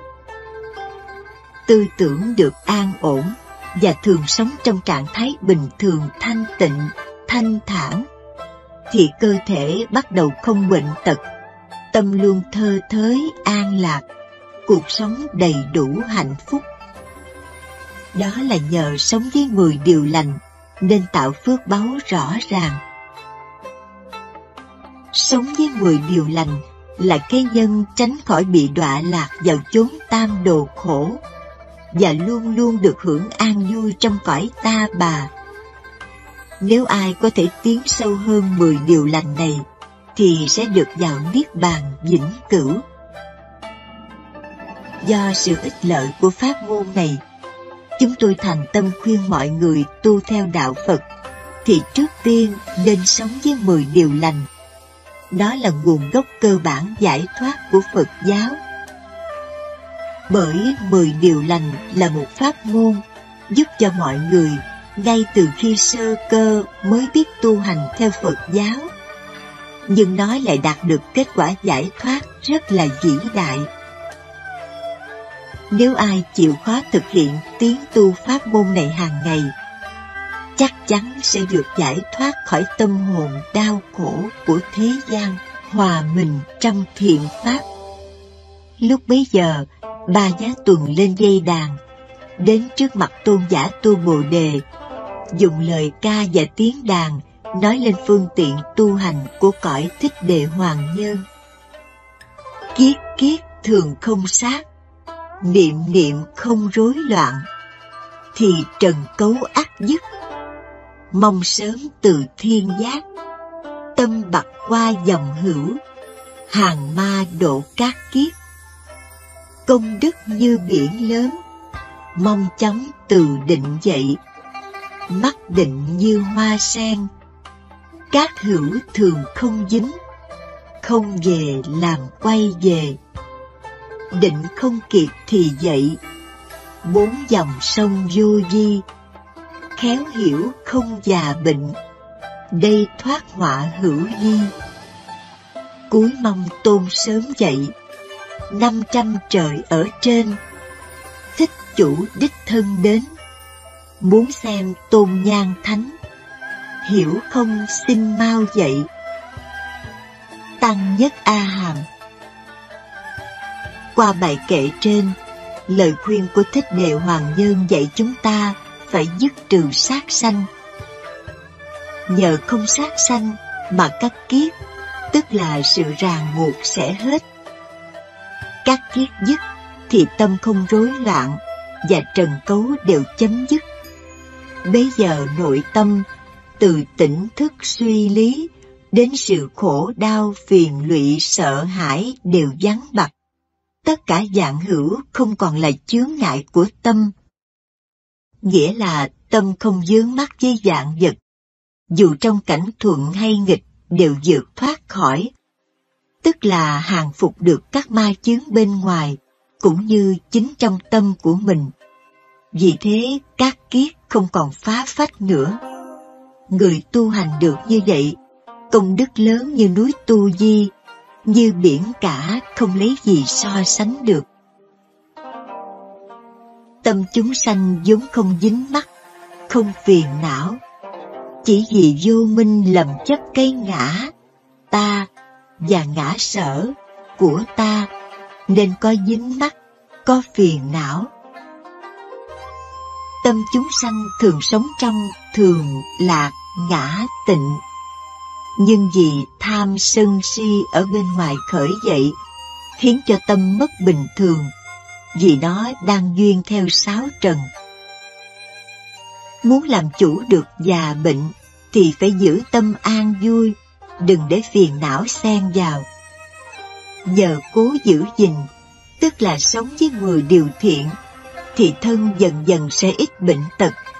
Nên kinh Tăng Nhất A Hàm dạy: thoát tai nạn hữu vi, nghĩa là tư tưởng không còn bị ảnh hưởng vật chất thế gian, đời sống không còn nô lệ cho vật chất nữa. Khi nghe xong lời ca tiếng nhạc của Ba Giá Tuần, tôn giả Tu Bồ Đề cất tiếng khen ngợi. Lời ca tiếng nhạc hòa hợp nhau không khác, giọng ca không lìa tiếng đàn và tiếng đàn không lìa giọng ca. Sống với 10 điều lành, thân tâm của chúng ta phải hoàn toàn hòa hợp với mọi đối tượng, nghĩa là chúng ta phải tùy thuận với tất cả chúng sanh. Phải hiểu biết chúng sanh, tức là thân và tâm của chúng ta, thân và tâm của chúng ta tức là chúng sanh. Sống với 10 điều lành, chúng ta phải ý thức sự dung thông với vạn hữu là một việc làm tối quan trọng của sự tu quán. Nếu hành giả không dung thông được, thì sự thể hiện sống với 10 điều lành chỉ có kết quả 5/10, chứ không thể đạt được kết quả như ý muốn. Kinh Tăng Nhất A Hàm dạy: làm thay Ba Giá Tuần. Nay ông dùng giọng ca và tiếng đàn hòa hợp đàn ca không khác. Tiếng đàn không lìa giọng ca không lìa tiếng đàn. Hai việc hòa hợp với nhau thành tiếng hay tuyệt. Muốn giải thoát tâm hồn đau khổ phiền lụy, hành giả phải nhận thức rõ ràng 10 điều lành và dung thông là một.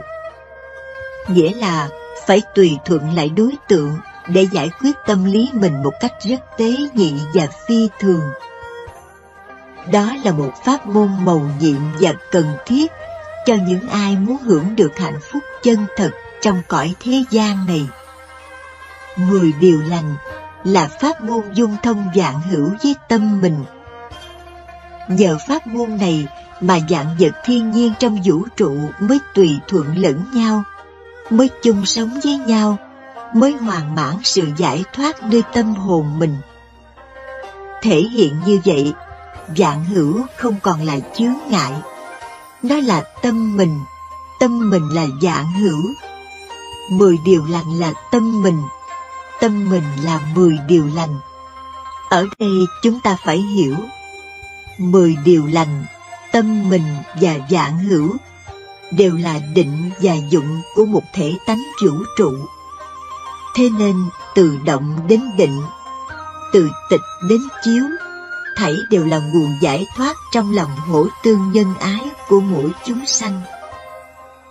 Con người hỏi, sống 10 điều lành làm sao biết được thân không còn bệnh? Đáp: 1. Như chúng ta đã biết, có thân là có nghiệp. Nghiệp thân phải ăn uống mới sống. Có nghiệp thân là phải có sanh tử, già yếu, bệnh tật ốm đau. Cho nên điều này ai có thân cũng đều biết rất rõ. 2. Nghiệp căn bản của thân thường xảy ra trong 3 thời: quá khứ, hiện tại, vị lai. Do tư tưởng hoạt động tác động mạnh, tạo nên nghiệp thân ấy. Tâm không sáng suốt, tức là vô minh, tạo ra những duyên hợp nên có thân. Vì vô minh nên tất cả chúng sanh đều mang thân nghiệp. Thân nghiệp là biểu tượng vật chất, chịu nhiều thứ bệnh tật. Tâm là phần tinh thần, cũng chịu ảnh hưởng của thân. Chấp có thân, nên khi thân đau ốm thì tinh thần khổ sở, lo lắng, sợ hãi, vân vân. Muốn thoát khỏi bệnh tật của thân và sự đau khổ của tinh thần thì phải sống với 10 điều lành. Vì 10 điều lành là pháp môn buông xả những hành vi ác của thân, khẩu, ý. Nếu nghiệp ác dần dần buông xuống, thì nghiệp thiện dần dần tăng trưởng hiện lên. Lúc sống với 10 điều lành, phải ý thức được những từ trường hành động làm lành đang bao trùm tất cả bệnh khổ và luôn cả sanh tử. Nếu từ thân, khẩu, ý xuất phát những hành động làm lành, thì ngay đó có giải thoát bệnh tật, tai nạn, phiền não, khổ đau từ thân và tâm của mình một cách rõ rệt. Ngược lại, khi thân, khẩu, ý xuất phát những hành động làm 10 điều ác, thì liền đó có sự khổ đau, sân hận, âu sầu, lo lắng và bệnh tật.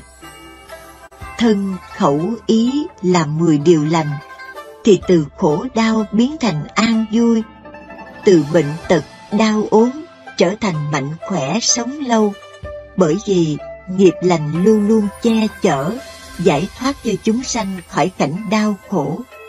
Ví như con người chửi mắng mình hành pháp nhẫn nhục không chửi mắng lại, thì cảnh đang động biến thành cảnh tịnh, cảnh khổ biến thành cảnh an vui.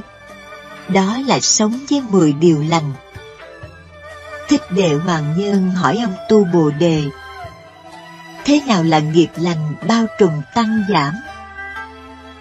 Câu hỏi này có nghĩa là sống làm 10 điều lành có đem lại cho chúng sanh thoát khỏi bệnh tật, khổ đau hay không? Để trả lời câu hỏi này, chúng ta phải quan sát cho kỹ xem nguyên nhân nào sanh ra bệnh tật.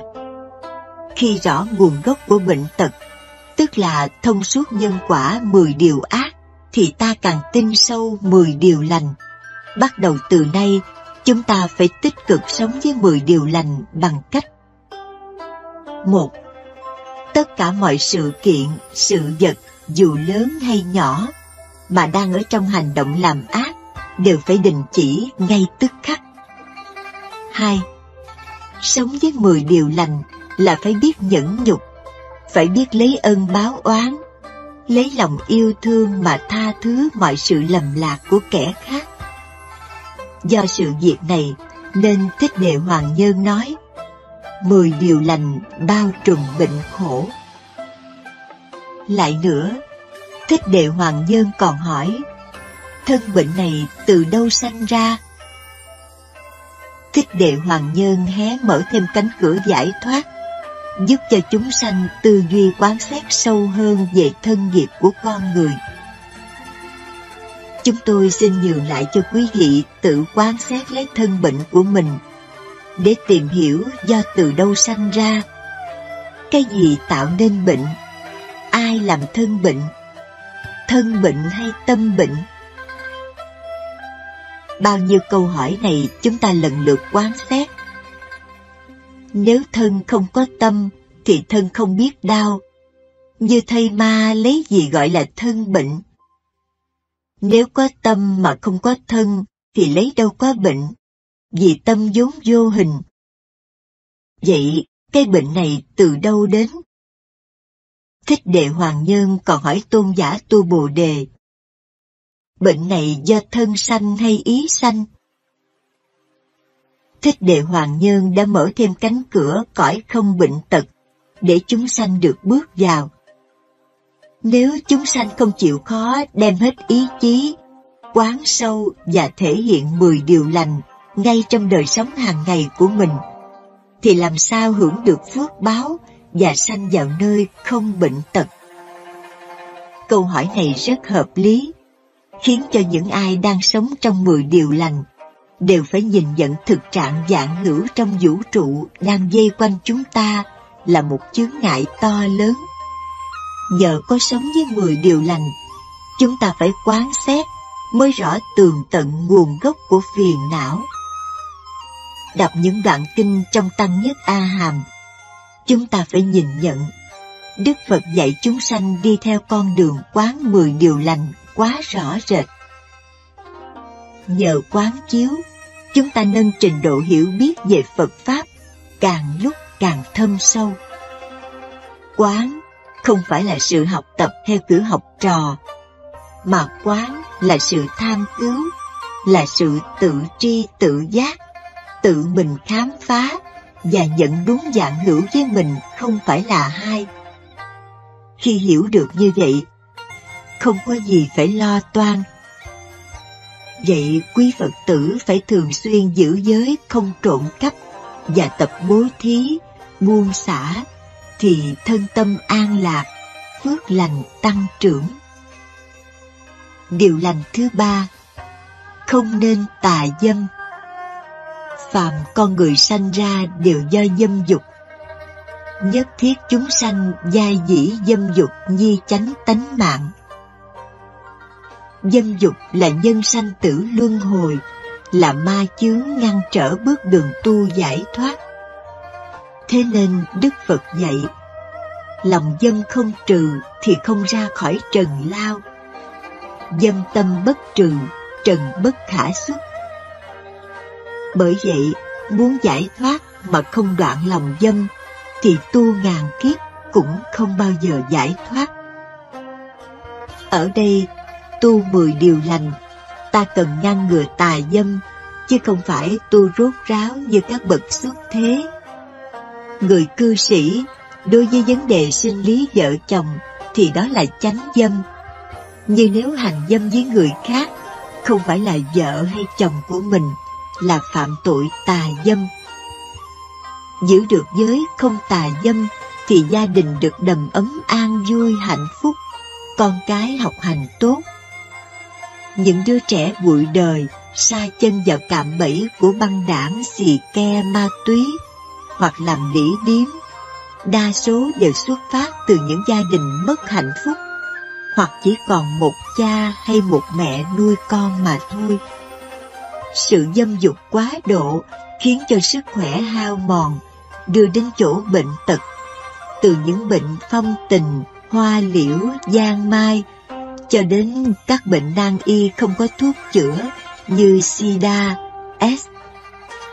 Nhìn lại lịch sử Việt Nam cũng như Trung Hoa ngày xưa, có vị vua nào mà sống lâu đâu. Tam cung lục viện với hàng trăm cung phi mỹ nữ. Mặc dù có ngự y ngày đêm chăm sóc, bốc thuốc bổ cho vua. Trong lịch sử Việt Nam có vua Lê Ngoạ Triều, nghĩa là vua ra chủ tọa phiên họp với triều thần, bá quan văn võ, mà phải nằm chứ không ngồi dậy nổi. Người giữ giới không tà dâm là người biết trọng nhân nghĩa với người phối ngẫu của mình. Xã hội Á Đông ngày xưa rất phong kiến, trọng nam khinh nữ, cho phép người chồng có quyền có nhiều thê thiếp.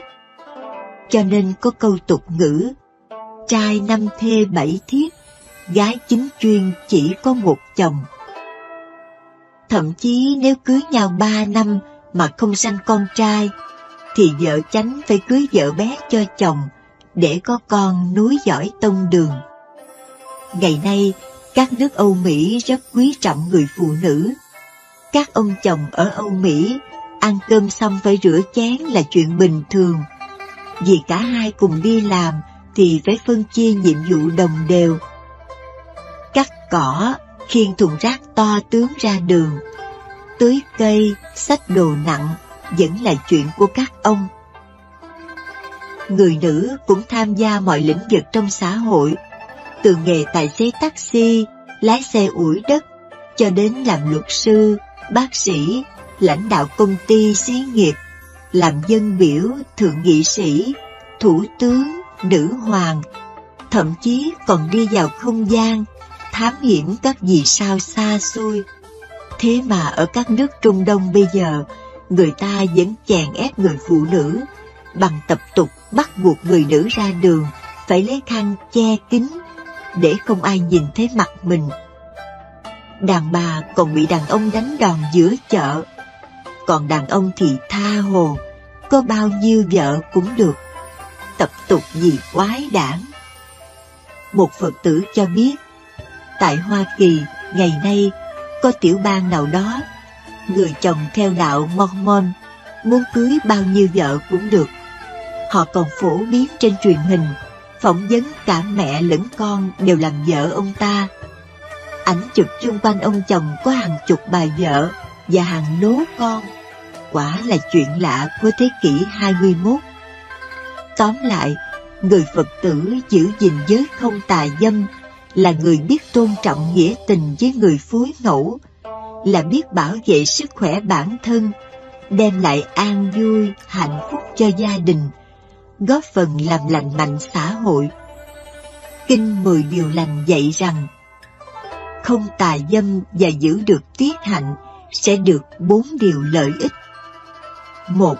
6 căn, mắt, tai, mũi, lưỡi, thân và ý đều được vẹn toàn. 2.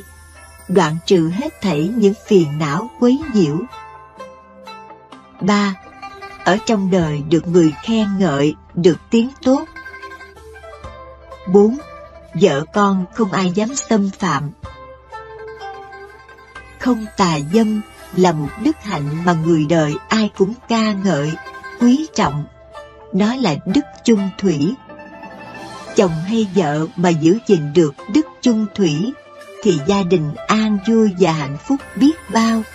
Vợ chồng không ghen tuông nhau. Điều lành thứ 4, không nên nói dối. Nói dối là nói không đúng sự thật, chuyện có nói không, chuyện không nói có. Sống trong xã hội, người nào nói dối là tự mình làm mất lòng tin của mọi người. Nói dối rất tai hại cho sự chung sống. Nói dối quen miệng trở thành cái tật thì rất khó diệt trừ. Nói dối mà người ta biết được thì kể như mình bị cô lập, không còn ai muốn thân cận với mình. Nghĩa là nói dối sẽ làm cho uy tín mình không còn nữa. Hòa thượng Thiện Hoa dạy, người ta ở đời, dù nói đùa chơi cũng không được nói dối. Vì lẽ, nói dối mà người ta biết được, về sau có nói thật người ta cũng không tin.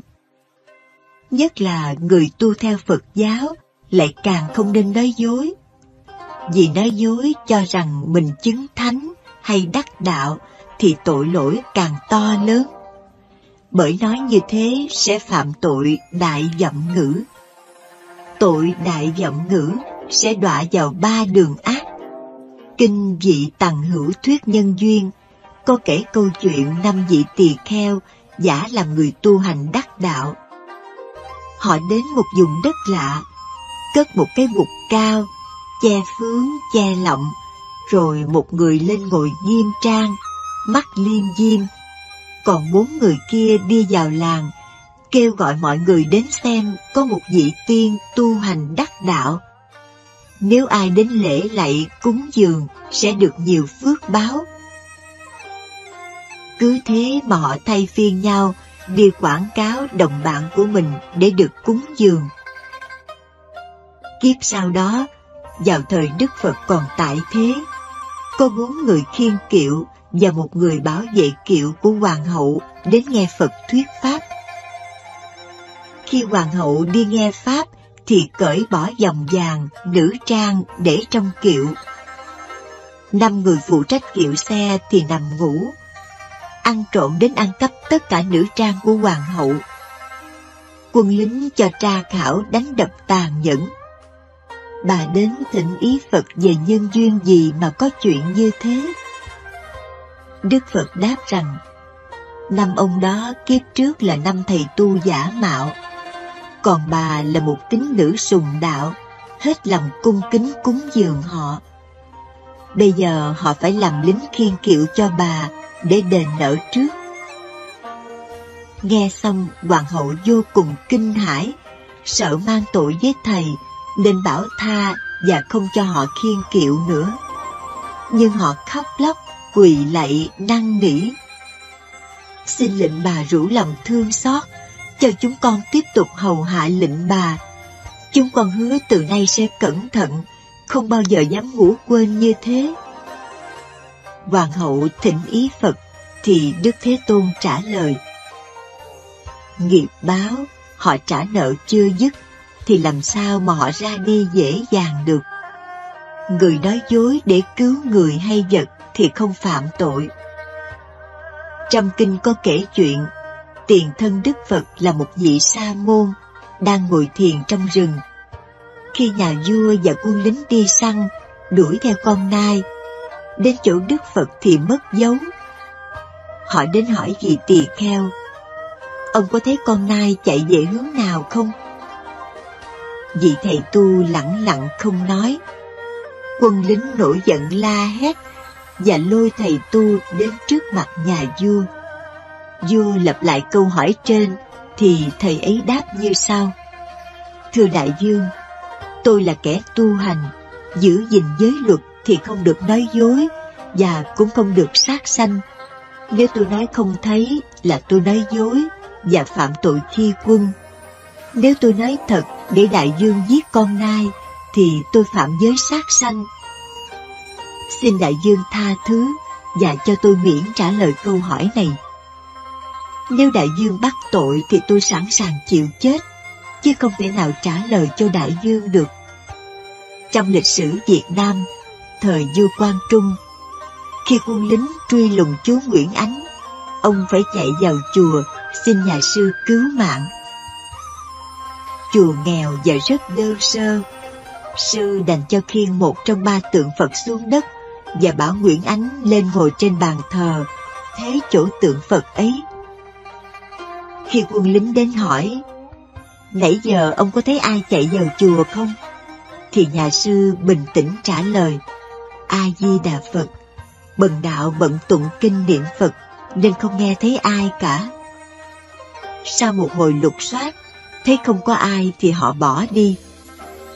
Nhà sư đã nói dối để cứu mạng người, sau này là vua Gia Long, cũng được xem là không phạm tội. Kinh 10 điều lành dạy: người không nói dối được 8 điều lợi ích như sau. 1. Được thế gian kính phục. 2. Lời nói nào cũng đúng lý, được người trời kính yêu.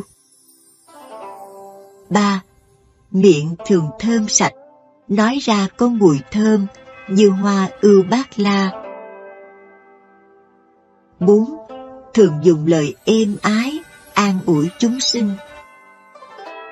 5. Được hưởng lạc thú như ý nguyện và 3 nghiệp đều trong sạch. 6. Lời nói không buồn giận mà còn tỏ ra vui vẻ. 7. Lời nói tôn trọng, được người trời đều vâng theo. 8. Trí tuệ thù thắng, không ai hơn. Tóm lại là Phật tử, chúng ta không được nói dối, vì nói dối sẽ làm mình mất đi 2 đức hạnh, uy tín và thành thật. Xem thế chúng ta mới biết, lời nói dối là một tai hại rất lớn cho bản thân. Cho nên, chúng ta dù có chết, cũng không bao giờ nói dối. Nói thật là tốt nhất. Khi một giới luật được Đức Phật dạy, không nên nói dối, thì nó rất quan trọng cho đời sống của người tu hành. Vì thế, chúng ta luôn luôn nhớ lời dạy này để không bao giờ nói dối. Ngày xưa, khi Đức Phật dạy La Hầu La lấy một cái chậu đựng nước để Đức Phật rửa chân, La Hầu La vâng theo lời Phật dạy và bưng vào một chậu nước trong sạch. Khi Đức Phật rửa chân xong, liền bảo La Hầu La: nước rửa chân này có dùng uống được không? La Hầu La thưa: kính bạch Đức Thế Tôn, nước rửa chân này không thể dùng để uống được. Đức Phật dạy: người nói dối cũng như nước rửa chân, không thể dùng uống được. Đức Phật dạy tiếp: này La Hầu La, hãy đem chậu nước đổ đi. La Hầu La làm theo lời Phật dạy và đem chậu vào. Đức Phật hỏi: cái chậu này có thể dùng đựng cơm ăn được không? La Hầu La trả lời, bạch Thế Tôn, cái chậu này không thể dùng đựng cơm ăn được. Đức Phật dạy, người nói dối cũng như cái chậu đựng nước rửa chân, không thể nào dùng được. Bởi vậy, người phạm giới nói dối thì không bao giờ tu chứng đạo. Giới luật của Phật rất quan trọng trong việc tu hành. Tu hành thì không nên dối gạt người. Điều lành thứ 5, không nên nói lời thêu dệt. Người đời thường hay trao chuốt lời nói. Khi kể lại một chuyện gì, muốn tạo sự chú ý của người khác và tăng phần hấp dẫn của câu chuyện, người ta thường thêm mắm dặm muối. Thí dụ kể lại chuyện đi câu cá. Hôm qua tôi câu được con cá lóc nặng gần 1 kg.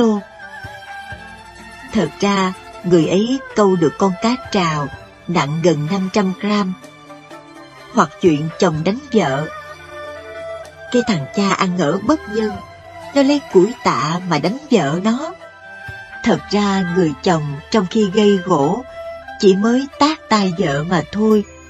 Thế mà người ta tự đặt thêm, cho thành một sự việc đáng nói để mọi người chú ý nghe. Đi buôn vật xấu nói tốt, hàng giả bảo là hàng thật và bán giá cao, gạt người mua, khiến người ta mua đồ về xài không được. Họ đâu biết rằng lời nói dối như vậy đâu phải là tốt, vì nói dối như vậy sẽ thành thói quen, thành người xấu. Vì một chút lòng hờn ghen, liền dùng lời nói thêu dệt để cho đôi bên thù hận có thể giết hại lẫn nhau, làm tổn hại tánh mạng người khác. Chỉ vì một chút lòng ganh tị hoặc thù giặc, bèn dùng lời thêu dệt để lung lạc lòng người, hoặc quyến rũ gạt gẫm người khác, làm tổn hại danh dự và tài sản, cốt để đem lại cho mình được nhiều lợi lạc và còn được tiếng thơm, tiếng tốt. Ngược lại, người có lời nói đúng đắn, không thêu dệt, nói chánh lý, không dối gạt người, không làm tổn hại danh giá, tài sản và thậm chí cả tánh mạng của người, đó là người tốt. Người không nói lời thêu dệt sẽ được 3 món công đức mà Kinh 10 Điều Lành dạy. 1. Được người trí yêu mến. 2. Thường đáp được những câu hỏi khó khăn. 3. Được làm người có uy tín cao quý trong cõi thế gian. Bởi nói lời thêu dệt tốt làm cho người khác được lợi ích, nhưng chúng ta vẫn mang tiếng là người nói lời thêu dệt. Vì thế, dù nói lời thêu dệt tốt hay xấu, đều là lời nói dối. Chỉ có lời nói thành thật thì mới có giá trị, còn nói dối thì tự mình làm mất giá trị. Cho nên, chúng ta nên tránh xa những người hay nói dối, vì họ sẽ đặt điều nói xấu chúng ta với mọi người. Người nói dối như con rắn độc, cho nên Đức Phật dạy La Hầu La, nói dối như nước rửa chân không dùng được. Lời này có ý Đức Phật dạy chúng ta nên tránh những người nói dối. Những người nói dối không thể làm bạn với chúng ta được. Vì thế, có thì nên nói có, còn không thì nên nói không, không được dối gạt người. Biết người nói dối chỉ một lần, và về sau này chúng ta cố gắng như thế nào để không còn gặp mặt họ. Nếu bất đắc dĩ gặp họ, thì chúng ta nên cố gắng làm thinh là hay nhất, và tìm cách tránh né xa lìa, đừng nên ở gần họ mà có tai họa. Khi một người nói tốt một người nào mà chúng ta xét thấy là đúng sự thật, thì đó là không phải lời thêu dệt, còn ngược lại là lời nói thêu dệt. Cũng vậy, khi một người nói xấu người khác, thì chúng ta nên xét lại, xem người có xấu ác như vậy không. Nếu không, thì biết người đó nói lời thêu dệt cho người khác, thì chúng ta không tin, và biết người thù oán hay ghét người kia mà nói thêu dệt như vậy. Khi nghe người khác nói xấu hay nói tốt một người, thì chúng ta đừng vội tin, mà cần phải tư duy, suy nghĩ, quán xét đúng hay sai rồi mới tin. Nếu chúng ta không chịu quán xét kỹ càng, vội tin, là chúng ta là những người bột chột. Những người bột chột là những người hay a vua theo người khác, mà không do sự tư duy quán xét kỹ lưỡng. Một người thiếu tư duy. Điều lành thứ 6, không nên nói lật lọng. Ở đời có lắm kẻ mồm mép, vừa nói một lúc sau nói ngược trở lại, lấy quấy làm phải, lấy phải làm quấy, lật qua lật lại, tráo trở như người nướng bánh phồng. Những hạng người này ta nên tránh xa. Họ thường dựng ba dựng bảy, đem chuyện người này nói ra nói vào, bêu xấu, khiêu khích người khác để tạo sự bất hòa, thù hận. Họ còn đem chuyện của người này gièm pha với người kia, có lúc nhạo báng khinh chê, làm cho đôi bạn thù hận, sanh mối tương tranh. Họ còn dùng môi mép đứng trung gian gây ác cảm đôi bên để đi đến kiện thưa. Người không nói lật lọng, không có làm phiền muộn bà con lối xóm, nên được thân bằng quyến thuộc, kẻ xa người gần đều kính mến. Người không nói lưỡi hai chiều, thường dùng lời êm ái, an ủi, khuyên giải và giúp cho bà con xóm giềng được hòa thuận thân yêu, khiến cho ai nấy cũng vui vẻ, an lòng. Người này đến đâu cũng được mọi người kính yêu. Gặp khó khăn thì người ấy sẽ đứng ra thu xếp, hòa giải một cách dễ dàng. Người không nói lật lọng là người luôn luôn đem lời nói hòa giải, giúp cho mọi người sống trong xã hội được an vui, hạnh phúc. Ngày xưa thời Tam Quốc, ở Trung Hoa có những người chuyên đi du thuyết. Họ là người học rộng hiểu nhiều, nói lời hòa nhã, có sức thuyết phục. Họ thường được các vua cử sang nước khác để du thuyết, phân tích cho vua bên kia nghe ưu và khuyết của mỗi bên, những cái lợi và hại của việc đánh nhau, để cuối cùng thuyết phục được đối phương phải lui binh hoặc hưu chiến. Ngày nay, các quốc gia trên thế giới cũng có gửi đặc sứ hoặc sứ thần đi sang nước khác như Trung Đông, Nam Phi để dàn xếp những vụ tranh chấp. Tất cả những việc làm ấy là do tài năng của người có khả năng ăn nói khéo. Kinh 10 điều lành dạy, kẻ nào nói lời hòa giải thì được 5 điều không thể phá hoại. 1. Được nhân bất hoại, vì bản thân mình không bao giờ có ý hại người. 2. Được làm con trong dòng họ sum họp, vì nhân mình không gây chia rẽ bà con quyến thuộc của người. 3. Được đức tin bất hoại, vì nhân thuận theo nghiệp đời trước của mình. 4. Được pháp hạnh bất hoại, vì nhân chỗ tu của mình rất kiên cố. 5. Được thiện hữu tri thức bất hoại, vì nhân mình không hay nói dối người. Vậy, người Phật tử tại gia phải giữ gìn giới, không nói lật lọng, và thường hành hạnh nói lời hòa nhã, êm ái, thì sẽ được phước đức lớn. Không nói lời lật lọng, tức là nói dối bằng cách lật ngược sự việc. Lấy việc phải làm việc quấy, lấy việc quấy làm việc phải. Cho nên, lời nói lật lọng là của những người nhiều mồm, nhiều mép, thường nói qua nói lại. Những người này chúng ta nên tránh xa, chứ không nên ở gần họ. Họ là những người không đáng tin cậy, không nên giao việc lớn cho những người này.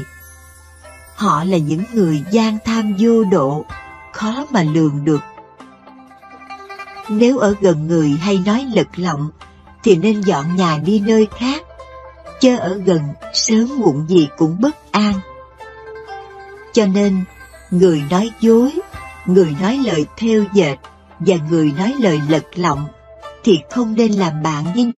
Ước vọng của nhân loại khi sanh ra đời đều mong được mạnh khỏe, sống lâu, gặp nhiều điều may mắn. Sự thực không ai chối cãi được, vì đời người là một chuỗi ngày dài thời gian đau khổ, phiền lụy về mặt vật chất cũng như về mặt tinh thần. Chẳng bao giờ có được những phút giây an vui, hạnh phúc chân thật. Sự an vui hạnh phúc đến với mọi người giống như một giấc mơ. Bởi vậy, nó đến, nó đi như nước chảy qua cầu, như bóng ngựa chạy thoáng qua cửa sổ. Con người vốn vô minh mê mờ, không biết mọi vật trên thế gian này là vô thường, nay còn mai mất. Họ cứ mãi mê chấp đắm, cho rằng mọi vật là có thật, là thường hằng bất di bất dịch, là của mình. Vì thế nên thường dính mắc không vật này thì vật khác. Do hiểu sai lầm như vậy, nên con người tự thấy mình là trên hết trong cuộc đời này. Tự thấy mình trên hết trong cuộc đời này, đó là hành động suy tư để nuôi lớn bản ngã. Vì thế, bản ngã càng to thì càng tạo biết bao điều tội ác để phục vụ cho bản ngã của mình. Sự nuôi lớn bản ngã không những trong đời này mà còn nhiều đời trước nữa. Do từ nhiều đời làm ác mà ngày nay phải chịu quả báo khổ sở. Nhưng có mấy ai hiểu biết, nên cứ nghĩ rằng mọi sự khổ đau là do sự ngẫu nhiên, là do hoàn cảnh may rủi mang đến. Hiểu biết như vậy, nên con người cứ mãi mê chạy theo danh lợi, mà tạo ra biết bao nhiêu ác nghiệp trong một đời người. Vì thế, tội lỗi ngày càng ngập đầu, ngập cổ. Muốn chấm dứt những hoàn cảnh khổ đau của đời sống con người, hay muốn vượt thoát khỏi cảnh ái kiết sử trói buộc, hoặc những tai nạn hiểm nghèo, những bệnh tật nan y khó trị, những sự xung đột tị hiềm nhỏ mọn, ích kỷ, dối trá, xảo quyệt, vân vân, thì hãy sống đời với 10 điều lành. 10 điều lành là con đường đưa con người đến nơi hạnh phúc chân thật, đưa con người thoát ra mọi cảnh sống thường tình thế gian. Cảnh sống thường tình thế gian là sống chỉ biết lo cho cá nhân của mình mà chẳng cần biết đến ai cả. Sống đúng 10 điều lành là phải rèn luyện con người trở thành những người tốt đối với bản thân, đối với gia đình, đối với xã hội hiện nay và mai sau. Sống đúng 10 điều lành sẽ giúp tâm tánh chúng ta luôn luôn thành thật với mình, với mọi người, hoàn toàn không dối trá lừa đảo bất cứ một người nào. Nhờ sống như vậy, lúc nào chúng ta cũng đầy đủ những đức hạnh điềm đạm, khiêm hạ, giản dị, vân vân. Nhờ sống như vậy, chúng ta mới đủ sức nhẫn nại để vượt qua những cam go thử thách của cuộc đời. Nhờ sống như vậy, chúng ta mới tìm thấy sự an vui chân thật trong lòng mình. Sống 10 điều lành sẽ chuyển cảnh khổ đau đói rét thành cảnh an vui no ấm, và còn đưa con người đến những cảnh thuận duyên mãi mãi trong cuộc đời. Sống 10 điều lành sẽ giúp cho cuộc sống của chúng ta trở thành cuộc sống đạo đức, không làm khổ mình, khổ người, và cũng không làm khổ tất cả chúng sinh. Nhất là chúng ta cố gắng sống trong 10 điều lành trọn vẹn, thì sẽ làm gương tốt cho mọi người cùng nhau soi. Nhờ thế bản thân được an ổn, gia đình được hạnh phúc, an vui, và xã hội luôn luôn được trật tự an ninh. Sống trong 10 điều lành còn giúp cho chúng ta không trở thành kẻ hung ác, điêu ngoa, xảo trá, trộm cướp, hiếp dâm, giết người, vân vân. Nhờ thế, chúng ta cũng không còn lo sợ mất của cải tài sản và bị những kẻ trộm cắp, cướp giật hung ác giết người, hãm hại chúng ta. Và nhất là chúng ta sống đúng trong 10 điều lành thì không còn sợ bị đọa vào 3 đường ác nữa, tức là không tái sinh vào. 1. Atula là những người hay sân hận, giận dữ. 2. Ngã quỷ là những người đói khát, cơm không đủ ăn, áo không đủ mặc. 3. Địa ngục là những người bệnh tật nằm liệt giường, là những tai nạn gãy tay, gãy chân, là những người mù mắt, tai điếc, hoặc tay chân tật nguyền, hoặc câm ngọng nói ấp a ấp ớ, hoặc bệnh thần kinh ngơ ngơ ngẩn ngẩn, không biết thiện ác, trái phải, hoặc trí nhớ quá kém, quên trước, quên sau. Sống 10 điều lành sẽ giúp cho thân, khẩu, ý của chúng ta thanh tịnh, không phạm những lỗi lầm vào nghiệp ác. Nhưng ngược lại, chúng ta sống không đúng 10 điều lành, thì 3 nghiệp thân, khẩu, ý của chúng ta sẽ tạo đủ 10 điều ác. Nói về nhân quả, thì người nào sống trong 10 điều ác thì sẽ tạo 10 nhân chẳng lành. Mà đã tạo 10 nhân chẳng lành thì phải thọ chịu 10 quả khổ đau. 10 quả khổ đau tức là địa ngục. Địa ngục là con đường khổ đau nhất trong 6 nẻo luân hồi. Nên kinh sách Phật thường nhắc nhở chúng ta phải siêng năng tu tập ngăn ác, diệt ác pháp, sinh thiện, tăng trưởng thiện pháp, thì mới thấy sự an vui và hạnh phúc. Bởi vậy, địa ngục ở tại thế gian, chứ không có ở cõi nào cả. Chỉ có những người khéo tưởng tượng cho rằng địa ngục ở cõi âm phủ. Nhưng vì họ là những người chịu ảnh hưởng mê tín dị đoan theo truyền thống của người xưa, chính họ cũng chẳng biết cõi âm phủ ở đâu, chỉ nghe người ta nói rồi nói theo mà thôi. Cho nên, địa ngục ở tại chỗ đau khổ của mỗi người, chứ không phải đợi chết mới xuống địa ngục để thọ chịu những cực hình đau khổ. Vì thế, địa ngục không có ở trong một cõi nào cả, mà ở ngay trong cuộc sống hiện tại của chúng ta. Nếu quý vị sống làm đủ 10 điều ác, thì ngay đó chắc chắn quý vị phải chịu 10 điều khổ đau chính bản thân quý vị hành hạ, chứ không có một ông vua Diêm Vương nào hay một con quỷ dạ xoa nào tra tấn hành hạ quý vị. Chúng ta cứ xem những kẻ một đời làm ác như sát sanh, trộm cắp, tà dâm, nói dối, nói thêu dệt, nói lưỡi đôi chiều, nói lời hung ác, tham lam, sân hận và si mê, thì có lúc nào mà họ được an vui đâu. Dù họ ở vào địa vị nào trong xã hội, bản thân và tâm hồn của họ vẫn đen tối và đau khổ triền miên. Phật dạy sống đúng 10 điều lành là cốt yếu giúp cho chúng ta tạo những nhân quả lành. Người thực hiện nhân quả lành thì luôn luôn lúc nào cũng gặp duyên lành, may mắn trong hiện tại và mai sau. Vì thế, cuộc sống của họ đều có đầy đủ phước báo. Không những trong đời này được an vui, yên ổn, hạnh phúc, mà còn mãi mãi ở kiếp sau cũng được giàu sang, sung sướng, đầy đủ mọi nhu cầu cần thiết của cuộc sống. Sống với 10 điều lành như vậy thì phải thọ hưởng 10 phước báo lớn như sau. 1. Thân không bệnh tật. 2.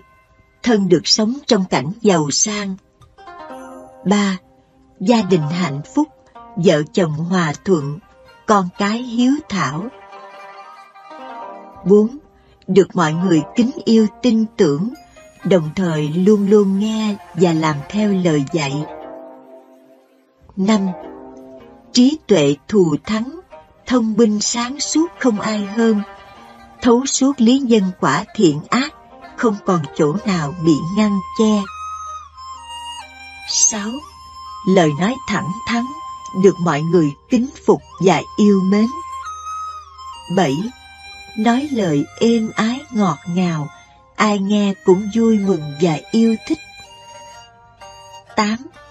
Không nói lời hung dữ hay chửi mắng to tiếng với một người nào cả. 9. Không sợ sệt bất cứ một điều gì, một hoàn cảnh nào. Không thối lui trước những nghịch cảnh. Đứng trước đám đông người phát biểu những ý kiến thì đều nói năng lưu loát, không ngập ngừng, tiếng nói sang sảng, nhiếp phục người nghe. 10.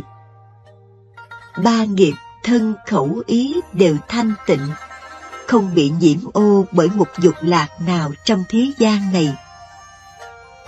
Cho nên, ai có đủ duyên được nghe 10 điều lành, được thấy 10 điều lành, nhưng không chịu sống với 10 điều lành, rồi luôn để một cuộc đời đen tối và khổ đau, thì thật là uổng phí cho một đời người chẳng ra gì. Họ cũng giống như những người giàu sang, có kho báu mà không chịu đem ra dùng, chỉ đành lòng chấp nhận để một đời lang thang, làm kẻ cùng tử. Họ chính là những người không trí tuệ, thiếu sáng suốt, vô minh, ngu si và dại dột, khờ khạo nhất, vân vân, không còn chỗ nào để phê phán.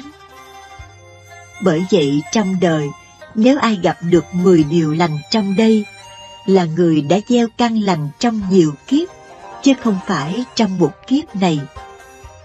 Tức người ấy đã gieo sâu duyên lành với 10 điều lành, nhất là thường kính trọng 3 ngôi tam bảo, Phật, Pháp, Tăng.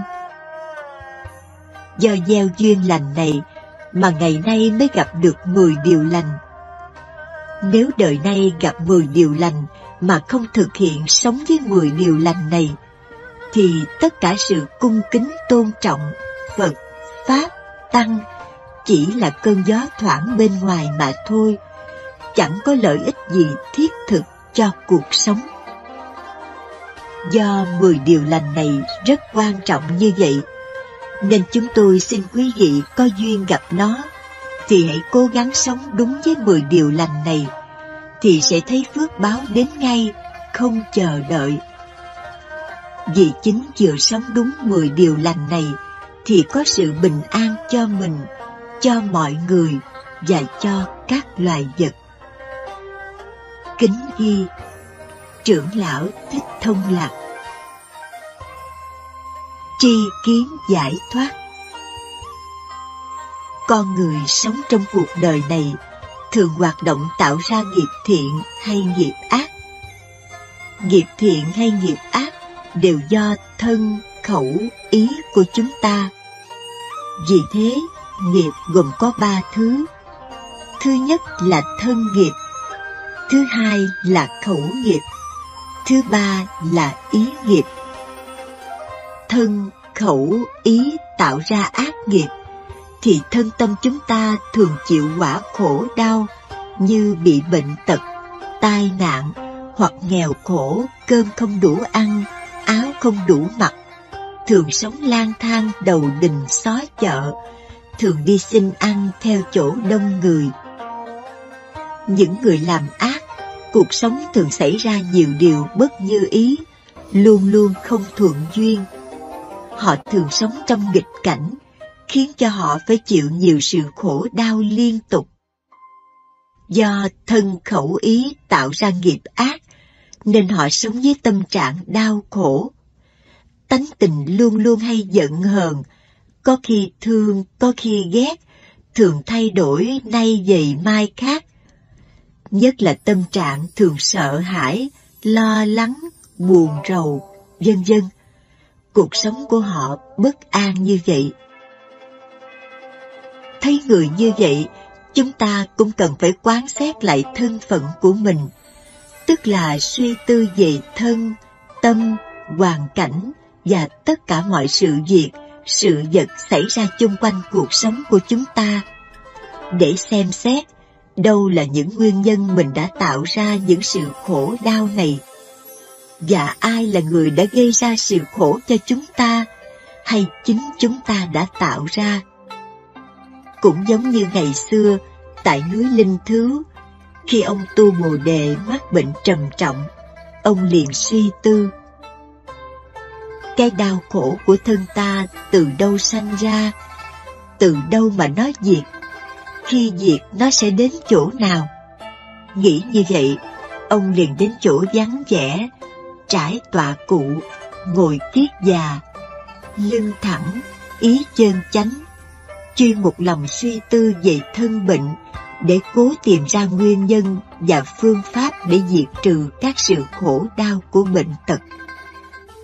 Khi tôn giả Tu Bồ Đề đang yên lặng suy tư để tìm nguyên nhân bệnh tật và phương pháp diệt trừ các đau khổ do thân bệnh của mình, thì Thích Đệ Hoàng Nhân biết được tâm niệm ấy, nên cùng người đệ tử của mình là Ba Giá Tuần đến chỗ tôn giả Tu Bồ Đề để trợ lực, nhất là giúp ngài soi thấu được nghiệp thân và hướng dẫn ngài phương pháp sống 10 điều lành để diệt trừ bệnh tật. Thích Đệ Hoàng Nhân biết rất rõ, chỉ có phương pháp 10 điều lành mới cứu thân nghiệp khỏi bệnh tật và những tai nạn xảy ra mà con người phải gánh chịu vì thường làm 10 điều ác. Cho nên vừa đến nơi thì Ba Giá Tuần đã đọc bài kệ trợ duyên: nghiệp lành thoát các phược, ở tại núi Linh Thứ, thường mắc bệnh cực trọng, không ưa các căn bệnh, trong dung nhan thượng tôn, đã thu được phước lớn, trồng đức đâu hơn đây. Kinh Tăng Nhất A Hàm. Nghĩa của bài kệ này khiến cho người ta khó hiểu là ở danh từ phược. Phược có nghĩa là bệnh tật, tai nạn mà câu kệ thứ nhất nói rất rõ. Nghiệp lành tức là làm 10 điều lành. Toàn nghĩa của câu kệ này là sống với 10 điều lành sẽ không còn bệnh tật hay tai nạn nào nữa cả.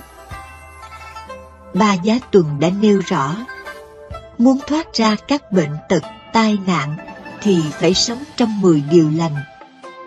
Sống trong 10 điều lành thì bệnh tật, tai nạn sẽ được vượt qua, tức là sống trong nhân quả lành thì chuyển tất cả bệnh tật, tai nạn sẽ không còn nữa. Bởi vậy, kinh 10 điều lành ra đời là giúp cho mọi người không còn bệnh tật nơi thân nữa. Nhưng con người không đủ lòng tin với pháp môn này. Vì thế, loài người sống nuôi thân mạng bằng thân mạng của các loài chúng sinh. Do đó, họ lúc nào cũng tạo ra các ác nghiệp, giết hại và ăn thịt chúng sinh, săn bắn, chài lưới, câu tôm, giết hại trâu bò, heo dê, gà vịt, vân vân, để lấy thịt làm thực phẩm ăn uống hàng ngày. Thật là vô minh, sống trong nhân quả ác, làm sao tránh khỏi những tai nạn bệnh tật khổ đau? Vì sống bằng sự khổ đau của chúng sinh, thì làm sao tránh khỏi mọi sự khổ đau? Tại sao con người lại ưa thích ăn thịt chúng sinh? Nói ưa thích ăn thịt chúng sinh thì không đúng, mà nói con người sống bằng thói quen ăn thịt chúng sinh là không sai. Cho nên, khi không ăn thịt chúng sinh thì sinh ra thèm khát muốn ăn. Bởi huân tập thành một thói quen không phải trong một ngày, 2 ngày, mà trong nhiều ngày. Vì thế, một đứa bé mới sinh ra, cha mẹ bắt đầu mớm cơm cho con ăn bằng thịt chúng sinh, cho nên đến khôn lớn, thân tâm đã nhiễm thịt cá. Vì vậy, không có thịt cá thì ăn uống cảm thấy như không ngon miệng. Bởi vậy, con người mới sinh ra đều hiền lành, nhân chi sơ tánh bổn thiện. Nhưng do những người lớn đi trước như ông bà, cha mẹ, anh chị sống trong 10 điều ác, nên khiến cho con cháu sau này dần dần chịu ảnh hưởng thành thói quen xấu ác mà không hay biết. Từ khi theo giáo pháp của Đức Phật mới hay biết mình đã bị nhiễm ô những điều xấu ác. Những điều xấu ác đó đã làm cho con người đau khổ từ đời này đến đời khác. Cho nên, khi theo Phật giáo tu tập là chúng ta diệt trừ thói quen xấu ác đó bằng cách tập sống với 10 điều lành. Khi tập sống với 10 điều lành như vậy, lâu ngày chúng ta trở thành thói quen tốt và hiền lành. Nhờ sống trong thói quen tốt hiền lành mà lần lần con người sống không làm khổ mình, khổ người và không làm khổ tất cả các loài chúng sinh khác nữa. Sự tu hành của Phật giáo rất đơn giản. Chúng ta chỉ cần thay đổi nếp sống xấu ác bằng nếp sống hiền lành. Khi nếp sống hiền lành đã được thực hiện, thì mình sẽ được an vui, hạnh phúc, sống không còn khổ đau nữa. Một người sống đúng 10 điều lành thì không có bệnh tật hay tai nạn khổ đau nào tác động vào thân tâm họ được. 10 điều lành thật là một phép màu giúp cho con người hoàn toàn thoát khổ. Cho nên, chúng ta phải quý trọng 10 điều lành này hơn tất cả những vật quý trong thế gian này. Chỉ có nó mới giúp chúng ta thoát khổ của kiếp làm người. Xưa Khổng Tử, nhà hiền triết Trung Quốc dạy: làm người khó, làm người khó. Nhưng ngược lại, Đức Phật dạy 10 điều lành thì làm người không còn khó nữa, mà còn đem lại sự an vui và hạnh phúc cho mình, cho người. Nhưng điều quyết chắc chắn là con người sống với 10 điều lành thì thân tâm không còn bệnh tật khổ đau nữa. Thân tâm không bệnh tật khổ đau nữa, như trên đã nói, thì đó là đang sống trong cõi trời. Bởi vậy, cõi trời không ngoài 10 điều lành. Nếu ai sống đúng 10 điều lành là đang sống trong cõi trời. Vì thế, cõi trời không có ở đâu xa, mà cõi trời ở trong 10 điều lành. Cho nên, cõi trời không lìa cõi thế gian. Bởi ai sống trong 10 điều lành là đang sống an vui, hạnh phúc. Còn ngược lại, ai sống không giữ gìn đúng 10 điều lành là đang ở trong cảnh giới địa ngục. Cảnh giới địa ngục là 10 điều ác. Như vậy, địa ngục không ngoài 10 điều ác. Thiên đàng hay địa ngục không phải ở trên trời hay ở trong lòng đất, mà ở trong lòng của mọi người. Vì thế mọi người không biết nên sống bằng máu, xương, thịt của chúng sinh, cho nên họ phải trả quả khổ đau. Trả quả khổ đau không ai mang đến cho họ, mà do chính họ tạo ra nhân quả nghiệp ác, giết hại và ăn thịt chúng sinh, nên họ phải gặt lấy mọi sự khổ đau trong cuộc sống. Dù họ có chạy trốn đằng trời nào thì cũng không tránh khỏi. 10 điều lành. Vừa nghe câu kệ đầu, nghiệp lành thoát các phược. Tôn giả tu Bồ Đề hiểu rõ thân bệnh của mình do từ ác nghiệp của mình đã tạo ra. Tôn giả tu Bồ Đề nhớ lại lời dạy của Đức Phật trong kinh 10 điều lành. Người nào muốn thoát khỏi thân bệnh, không bị tai nạn và cầu mong cho gia đình được đầm ấm yên vui, con cái hiếu thảo, vợ chồng hòa thuận, sống trong tình nghĩa yêu thương mặn nồng, tràn đầy hạnh phúc, thì hãy sống trong 10 điều lành.